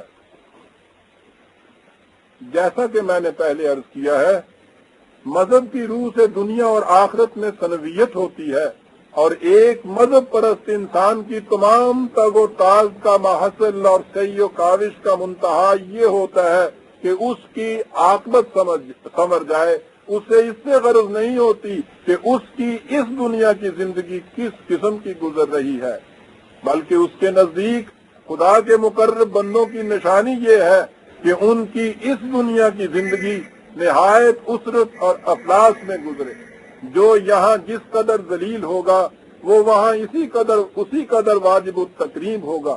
ان کے نزدیک اسلامی مملکت سے مقصد اتنا ہی ہے کہ وہ چور کے ہاتھ کاٹ دے، زانی کو سنسار کر دے، شرابی کے کوڑے لگائے، زکوٰۃ کا روپیہ اکٹھا کر دے، مذہبی تعلیم اور تبلیغ کے کانوں میں صرف کرے، حج کے لیے سہولتیں بہم پہنچائے اور اسی قسم کے دیگر امور۔ لیکن قرآن کریم کی روح سے اسلامی مملکت کے قیام کا منتہا کچھ اور ہے۔ اس میں شبہ نہیں کہ اس میں قانون کی خلاف ورزی کرنے والے کو سزائیں دی جائیں گی اور احکام اسلامی کی پابندی ضروری ہوگی، لیکن یہ تمام امور ذریعہ ہوں گے ایک بلند و بالا مقصد کے حصول کا، اور وہ مقصد یہ ہے کہ یہاں ایسا معاشرہ قائم کیا جائے جس میں خدا کی عطا کردہ مستقل اقدار اس طرح جاری اور ساری ہوں جس طرح فضا میں صاف اور خوشگوار ہوا رواں دواں رہتی ہے کہ ہر متنفس اس سے بلا کاوش و مشقت سامان زیست حاصل کرتا رہتا ہے۔ ان اقدار کے مطابق معاشرہ کے متشکل ہونے کا نتیجہ یہ ہوتا ہے کہ قرآن کریم نے جنت کی جن نعمتوں اور آسائشوں کا ذکر کیا ہے وہ اس دنیا میں ہر فرد معاشرہ کو از خود ملتی چلی جاتی ہیں، اور اس کے ساتھ ہی اس کی ذات کی نشو و نما اس طرح ہوتی رہتی ہے کہ وہ مرنے کے بعد بھی جنت اخروی کی زندگی بسر کرتا ہے۔ جس معاشرے میں خدا کی مستقل اقدار جاری و ساری نہ ہوں اس میں افراد معاشرہ کی یہ زندگی بھی جہنم کی ہوتی ہے اور مرنے کے بعد بھی وہ جہنم ہی میں رہتے ہیں۔ اسلامی مملکت کا مقصد افراد معاشرہ کو اس دنیا اور اگلی دنیا دونوں میں جنت کی زندگی عطا کرنا ہے۔ لہذا اس بات کے پرکھنے کا معیار کہ جو حکومت کسی جگہ قائم ہے وہ اسلامی ہے یا نہیں، یہ ہے کہ اس میں افراد مملکت کو وہ سامان زیست میسر ہے یا نہیں جسے نمائے جنت کہہ کر پکارا گیا ہے، اور انہیں اپنی ذات کی نشو و نما کے مواقع حاصل ہے یا نہیں، اور یہ دیکھنے کے لیے کہ ہمیں آخرت میں جنت ملے گی یا نہیں، یہ دیکھنا ضروری ہے کہ ہماری یہاں کی زندگی جنت کی زندگی کے مشابہ ہے یا نہیں۔ اگر سرے دست ہماری زندگی ایسی نہیں تو ہم اس زندگی کے حصول کے لیے جد و جہد کر رہے ہیں یا نہیں کر رہے۔ یاد رکھیے قرآن کریم کی روح سے ایمان اور اعمال صالحہ کا لازمی نتیجہ اس دنیا اور آخرت دونوں میں جنت کی زندگی ہے۔ اس کے برعکس اس کا فیصلہ یہ ہے کہ من کان فی ہذہ اعمی فہو فی الآخرۃ اعمی، جو یہاں کا اندھا ہے وہ وہاں کا بھی اندھا ہی ہوگا۔ دنیا آخرت کی کھیتی ہی نہیں بلکہ وہ آخرت کے پرکھنے کی کسوٹی بھی ہے۔ لیکن مذہب کی طرف سے خدا پرستوں کی نشانیاں اور ہوتی ہیں۔ وہ کہتے ہیں کہ وہ خدا کے رنگ میں رنگے ہوئے ہوتے ہیں۔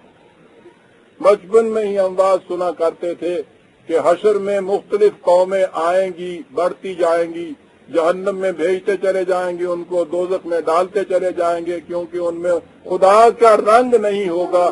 اس کے بعد ایک قوم آئے گی، بدن پہ پہننے کے لیے کپڑا نہیں ہے، رنگ زرد ہے کہ کھانے کے لیے روٹی نہیں ہے، مکان تک نصیب نہیں ہے۔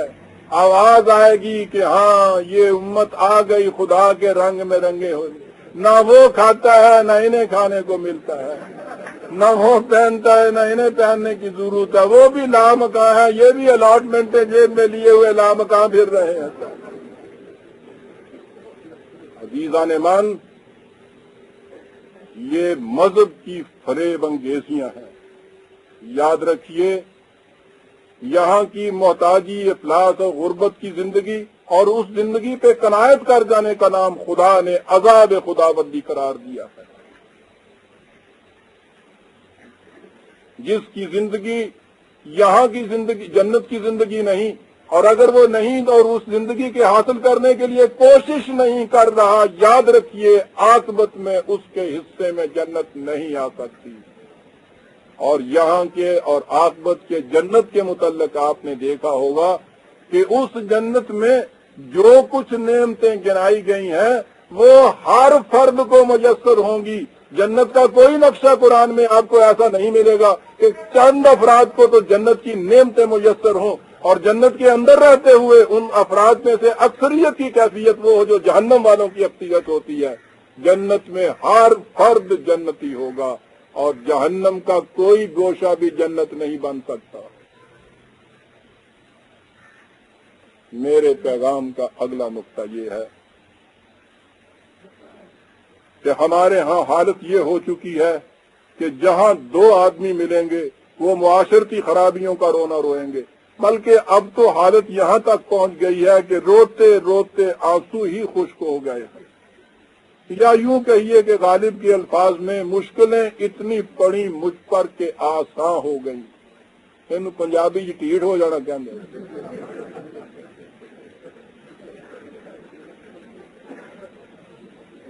یہ خرابیاں اس قدر عام اور معاشرے کا معروف چلن بن گئی ہیں کہ ان پر رونے کی ضرورت ہی نہیں سمجھی جاتی۔ البتہ ان پر بطور فیشن ممبر اور اسٹیج دونوں سے آنسو ضرور بہائے جاتے ہیں۔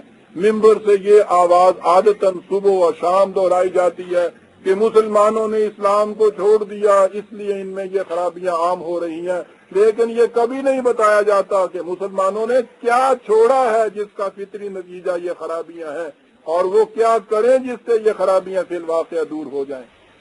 یہی کیفیت اسٹیج کی ہے۔ وہ وزیر ہو یا امیر، صنعت کار ہو یا ذمہ دار، مستقل لیڈر ہو یا ہنگامی مقرر، کوئی تقریب ہو یا کسی قسم کا اجتماع، تان یہاں ٹوٹے گی کہ مسلمانوں تم اپنی زندگی اسلام کے سانچے میں ڈھال لو۔ مجھے نہ کچھ کہو، تم اپنی زندگی اسلام کے سانچے میں ڈھال لو، تمہارے سارے کام سنور جائیں گے۔ لیکن یہ کوئی نہیں بتائے گا کہ وہ سانچہ ہے کیا جس میں ڈھلنے سے یہ خرابیاں رفع ہو جائیں گی۔ قرآن کریم ہمیں یہ بتاتا ہے کہ یہ خرابیاں غلط نظام زندگی کی پیدا کردہ ہوتی ہیں، یا یوں کہیے کہ وہ غلط نظام کا فطری نتیجہ ہوتی ہیں، اور افراد بالعموم ان سے ملوث ہوتے ہیں۔ جب تک وہ نظام نہیں بدلا جاتا معاشرہ کی خرابیاں دور نہیں ہو سکتی۔ نہ ہی ان خرابیوں کی یہ صورت ہے کہ نہ ہی ان خرابیوں کی یہ صورت ہے کہ کسی ایک شعبے کو لے کر اس کی خرابیوں کی اصلاح شروع کر دی جائے۔ اس سے اصلاح کبھی نہیں ہو سکتی۔ جہنم سارے کا سارا جہنم ہوتا ہے، اس کے کسی ایک گوشے کو آپ جنت میں بدل نہیں سکتے۔ چیچک کا علاج الگ الگ آبلوں پر مرہم لگانے سے نہیں ہو سکتا، پورے جسم کے خون کو زہریلے جراثیم سے پاک کرنے سے ہوتا ہے۔ اس لیے غلط نظام کی پیدا کردہ خرابیوں کا علاج اسی صورت میں ممکن ہے کہ اسے صحیح نظام سے بدلا جائے۔ ان الحسنات یذہبن السیئات 11/115 خدا کا بتایا ہوا طریقہ علاج ہے، یعنی سیئات کے دور کرنے کا طریق یہ ہے کہ انہیں حسنات سے بدل دیا جائے۔ حسنات صحیح معاشرے کے کاروبار کا نام ہے۔ صحیح معاشرے میں افراد کی چھوٹی چھوٹی لغزشوں کے نقصانات ان کے حسن عمل کے عالمگیر نتائج سے ڈھک جاتے ہیں۔ 53/32 لہٰذا جب تک ہم اپنے موجودہ غلط نظام معاشرت، نظام تعلیم، نظام سیاست وغیرہ کو قرآنی نظام سے نہیں بدلیں گے، معاشرے کی خرابیاں دور نہیں ہو سکیں گی۔ صحیح قرآنی نظام میں صوم و صلات اور حج و زکوٰۃ سب اپنے اپنے خوشگوار نتائج مرتب کرتے ہیں۔ غلط نظام میں یہ محض رسومات بن کر رہ جاتی ہیں، اور جب ان کا کوئی زندہ نتیجہ سامنے نہیں آتا تو یہ کہہ کر اپنے آپ کو اطمینان دلایا جاتا ہے کہ ان سے ثواب ہوتا ہے جو آخرت میں ہماری نجات کا ذریعہ بنے گا۔ میری دعوت یہ ہے کہ موجودہ غیر قرآنی نظام کی جگہ قرآنی نظام زندگی قائم کیا جائے تاکہ معاشرہ کی خرابیاں دور ہوں، ہمیں دنیا میں خوشگواری اور سرفرازی کی زندگی نصیب ہو اور ہماری عاقبت بھی سنورے۔ اس دعوت کی مخالفت ہر اس گروہ کی طرف سے ہوتی ہے، ہاں وہ مذہب پرستوں کا ہو یا دنیا داروں کا، جو غیر قرآنی معاشرہ ہی میں اپنا مفاد دیکھتے ہیں اور قرآنی معاشرہ میں انہیں اپنا وجود خطرے میں نظر آتا ہے۔ اس سلسلے میں اتنا واضح کر دینا ضروری سمجھتا ہوں کہ اس مخالفت میں میں کسی سے ذاتی طور پر قطعاً نہیں الجھتا۔ میری مخالفت بھی اصول کے لیے ہوتی ہے اور موافقت بھی اصول کی خاطر۔ اس تگ و تاز میں میں ذاتیات کو درمیان میں لاتا ہی نہیں۔ قرآن کریم جب لا الہ کہہ کر دنیا کے ہر صاحب اقتدار کی نفی کرتا ہے تو اس سے اس کا مقصود کسی سے ذاتی مخاطبت یا نفرت نہیں ہوتا، وہ ہر اس اصولی نظریہ یا نظام کی مخالفت کرتا ہے جس میں قوانین خداوندی کے علاوہ کسی اور کو صاحب اقتدار تسلیم کر لیا جائے۔ ملوکیت، سرمایہ داری یا مذہبی پیشوائیت سے میری مخالفت اسی لا الہ کے اصول کی مطابقت کی وجہ سے ہے تاکہ اس انکار سے الا اللہ کے مثبت مقام تک قوم کو لے جایا جا سکے۔ یہ ہے عزیزان گرامی قدر مختصر الفاظ میں میری وہ دعوت جسے میں قریب 30 سال سے مسلسل پیش کیے چلا آ رہا ہوں۔ جس دن میں نے اس پرانی فکر کو پیش کرنے کا فیصلہ کیا تھا، مجھے اس کا اچھی طرح سے علم تھا کہ اس کی کس قدر مخالفت ہوگی۔ جو شخص لوگوں کے سامنے ان کے مروجہ عقائد اور متوارث نظریات پیش کرتا ہے، پہلے ہی دن ایک امبوہ کثیر اس کے ساتھ ہوتا ہے۔ اسے ان کا مسلمہ لیڈر، رہنما شریعت یا مرشد حق طریقت بن جانے میں کسی قسم کی کوئی دشواری پیش نہیں آتی، لیکن جو شخص ان کے غلط عقائد اور غیر صحیح اعمال کی تردید کر کے انہیں ایسے راستے کی طرف دعوت دیتا ہے جو ان کی پامال راہوں سے ہٹا ہوا ہے، وہ دنیا بھر کی مخالفت مول لیتا ہے۔ میری اپنی پہلی زندگی خود انہی پامال راہوں میں گزری تھی، اس لیے ایک ہجوم کو اپنے پیچھے لگا لینا اور ایک بہت بڑی جماعت کھڑی کر کے اس کا قائد بن جانا میرے لیے کچھ بھی مشکل نہیں تھا، لیکن میری قرآنی بصیرت کچھ اور کہہ رہی تھی، اور خدا کا شکر ہے کہ اس نے مجھے یہ توفیق عطا فرمائی کہ میں ان تمام نگاہ فریب جاذبیتوں اور دامنگیر کششوں سے منہ موڑ کر قرآن کی آواز پر لبیک کہوں اور اس طرح دنیا جہان کی مخالفت مول لے لوں۔ میں نے یہ فیصلہ سب کچھ جانتے بوجھتے سوچتے سمجھتے کیا اور مجھے اس پر کبھی افسوس نہیں ہوا۔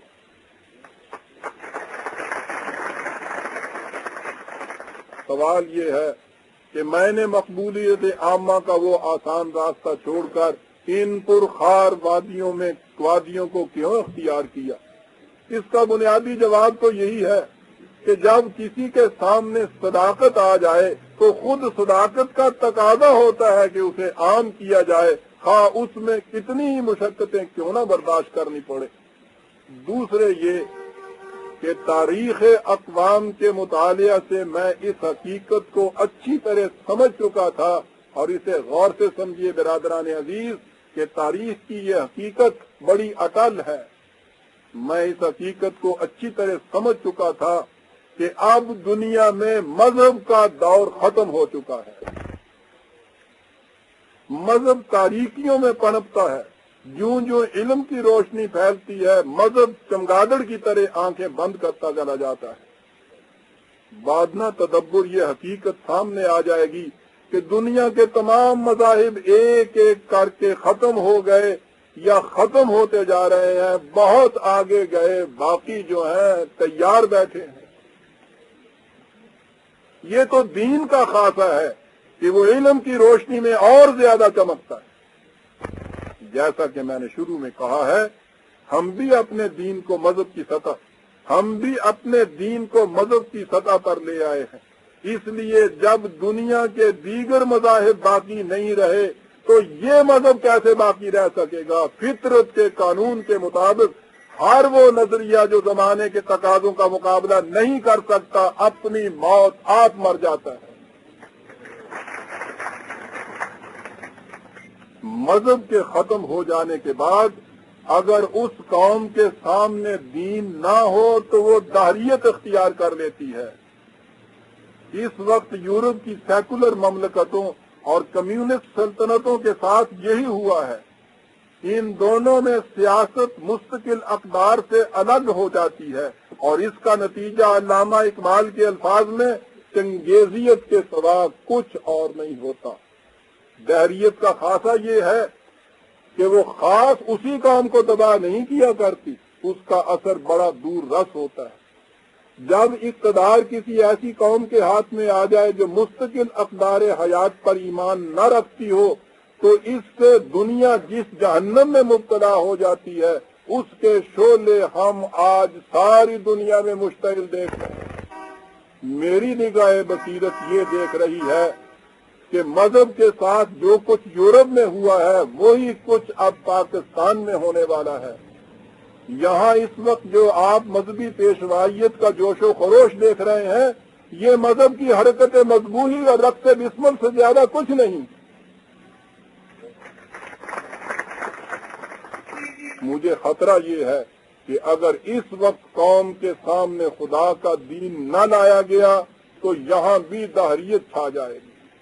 میری انتہائی آرزو اور کوشش یہ ہے کہ قبل اس کے کہ دہریت کا بڑھتا ہوا سیلاب ادھر کا رخ کرے یہاں مذہب کو دین سے بدل دیا جائے تاکہ دنیا میں ایک خطہ زمین تو ایسا ہو جو خدا کی پروردگاری کا مذہب بن سکے۔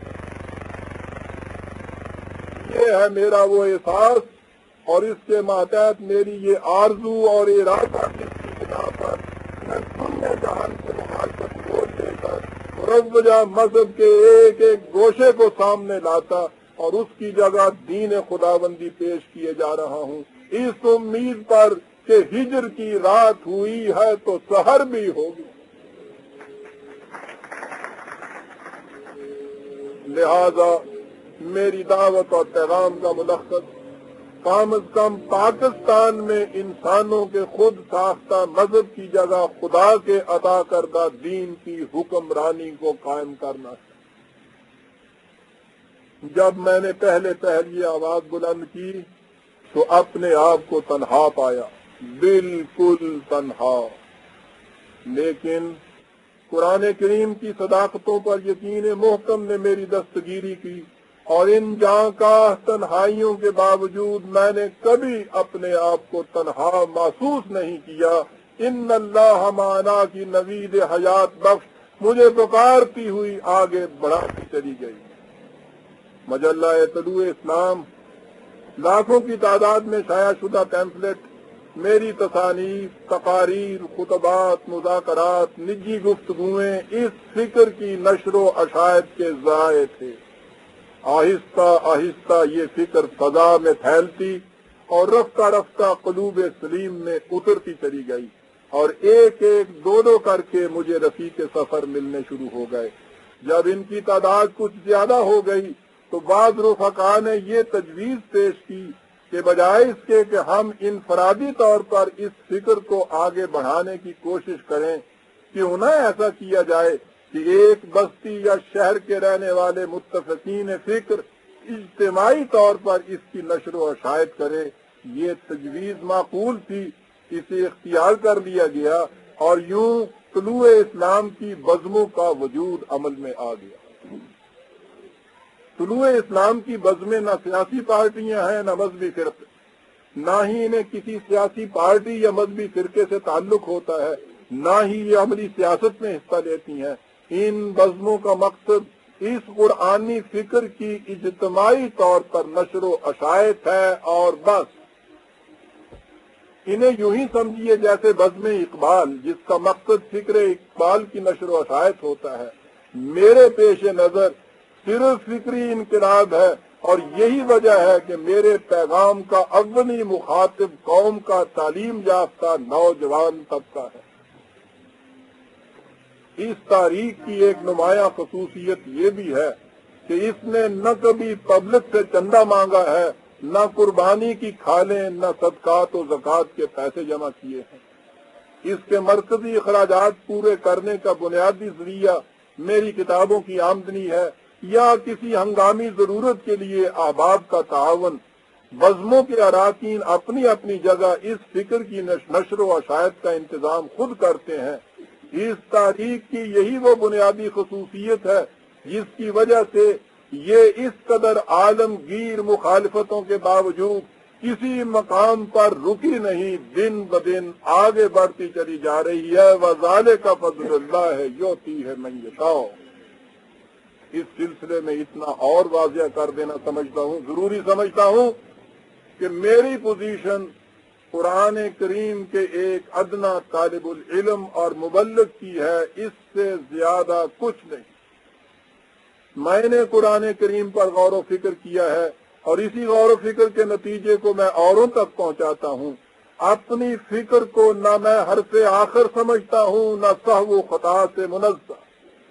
جو مجھے میری غلطی سے آگاہ کرے میں اس کا شکر گزار ہوتا ہوں، لیکن اس کے لیے یہ شرط ہے کہ مجھے یہ بتایا جائے کہ میری پیش کردہ فکر کس طرح قرآن کریم کے خلاف ہے، کیونکہ میرے نزدیک دین میں سند خدا کی کتاب ہے۔ مجھے نہ مامور من اللہ ہونے کا دعویٰ ہے، نہ دوسرے مسلمان بھائیوں سے کسی قسم کی الگ اور ممتاز حیثیت کا دام۔ قرآن کریم نے ایمان کے جو اجزائے خمسہ متعین کیے ہیں، یعنی خدا، ملائکہ، انبیاء، کتب اور آخرت، ان پر میرا ایمان ہے، اور ایمان ہے ان تصریحات کے مطابق جنہیں خود قرآن کریم نے بیان فرمایا ہے۔ اور میری دعوت کی حد آخر یہ ہے کہ وہی نظریہ زندگی، وہی نظام حیات مستحق حمد و ستائش ہو سکتا ہے جو خدا کی صفت رب العالمینی کا مظہر ہو۔ خدا کی اس صفت رب العالمینی کو ایک زندہ حقیقت بنانے کے لیے بالفاظ دیگر اسلام کو بحیثیت ایک نظام زندگی متشکل کرنے کے لیے پہلا مرحلہ یہ ہے کہ اس فکر کو زیادہ سے زیادہ عام اور اس تصور کو اجاگر کیا جائے۔ اس وقت تک میں نے یہی کیا ہے۔ اس کے بعد اگلا مرحلہ یہ ہے کہ ہم اپنی آنے والی نسلوں کی تعلیم و تربیت اس انداز سے کریں کہ اس نظام خداوندی کا قیام ان کے جذبات کا تقاضا، ان کی آرزوؤں کا مرکز، ان کی کوششوں کا محور اور ان کی زندگی کا مقصد بن کر ان کے دل کی گہرائیوں سے ابھرے۔ بدقسمتی سے ہمارا موجودہ نظام تعلیم بڑا ناقص اور ہماری ابھرنے والی نسلوں کے لیے سم قاتل ہے۔ میں نے اس 18 برس میں قوم کی توجہ اس اہم اور بنیادی مسئلہ کی طرف منعکس کرانے کی کوشش کی، لیکن دیکھا یہ کہ قوم کو سر دست کسی سنجیدہ معاملے کی طرف توجہ دینے کی فرصت ہی نہیں۔ جو قوم لوٹ میں مشہور ہو جائے اس کا یہی حشر ہوا کرتا ہے۔ برادران عزیز، اس نے زیادہ سے زیادہ کیا تو اتنا کہ اسکولوں اور کالجوں میں اسلامیات کے پیریڈ کا اضافہ کر دیا یا اسے ایم اے کے ایک مضمون کی حیثیت دے دی۔ اس اسلامیات نے نوجوان طالب علموں کو اور بھی مذہب گزیدہ بنا دیا۔ پہلے اگر وہ دین سے بیگانہ تھے تو اب وہ اس سے متنفر ہو گئے، اور اس کے بعد یکسر سرکش۔ یہ ہے وہ نوجوان جو اس وقت قوم کے لیے ایک پرابلم بن رہے ہیں، حالانکہ یہ پرابلم خود قوم ہی کی پیدا کردہ ہے۔ یہی ہے وہ نوجوان جو آئندہ چل کر خود ایک قوم بن جائیں گے۔ ان حالات میں نے سوچا کہ اگر مروجہ نظام تعلیم کو ملک گیر حیثیت سے بدلنا میرے بس میں نہیں، تو کم از کم ایک ایسی درسگاہ یا کالج کے قیام کی کوشش کروں جس میں صحیح قرآنی تصورات کے مطابق تعلیم و تربیت کا انتظام ہو، جس میں طریقہ تعلیم یہ ہو کہ طالب العلم طبیعیات پڑھیں یا عمرانیات، تاریخ پڑھیں یا فلسفہ، وہ معاشیات کا مطالعہ کریں یا سیاسیات کا، غرض ہے کہ وہ علم کے کسی شعبہ سے متعلق کیوں نہ ہوں، انہیں یہ بتایا جائے کہ علم کا یہ شعبہ اس پروگرام کی تکمیل میں کس طرح ممد و معاون ہو سکتا ہے جسے قرآن نے انسانی زندگی کا مقصود و منتہا قرار دیا ہے۔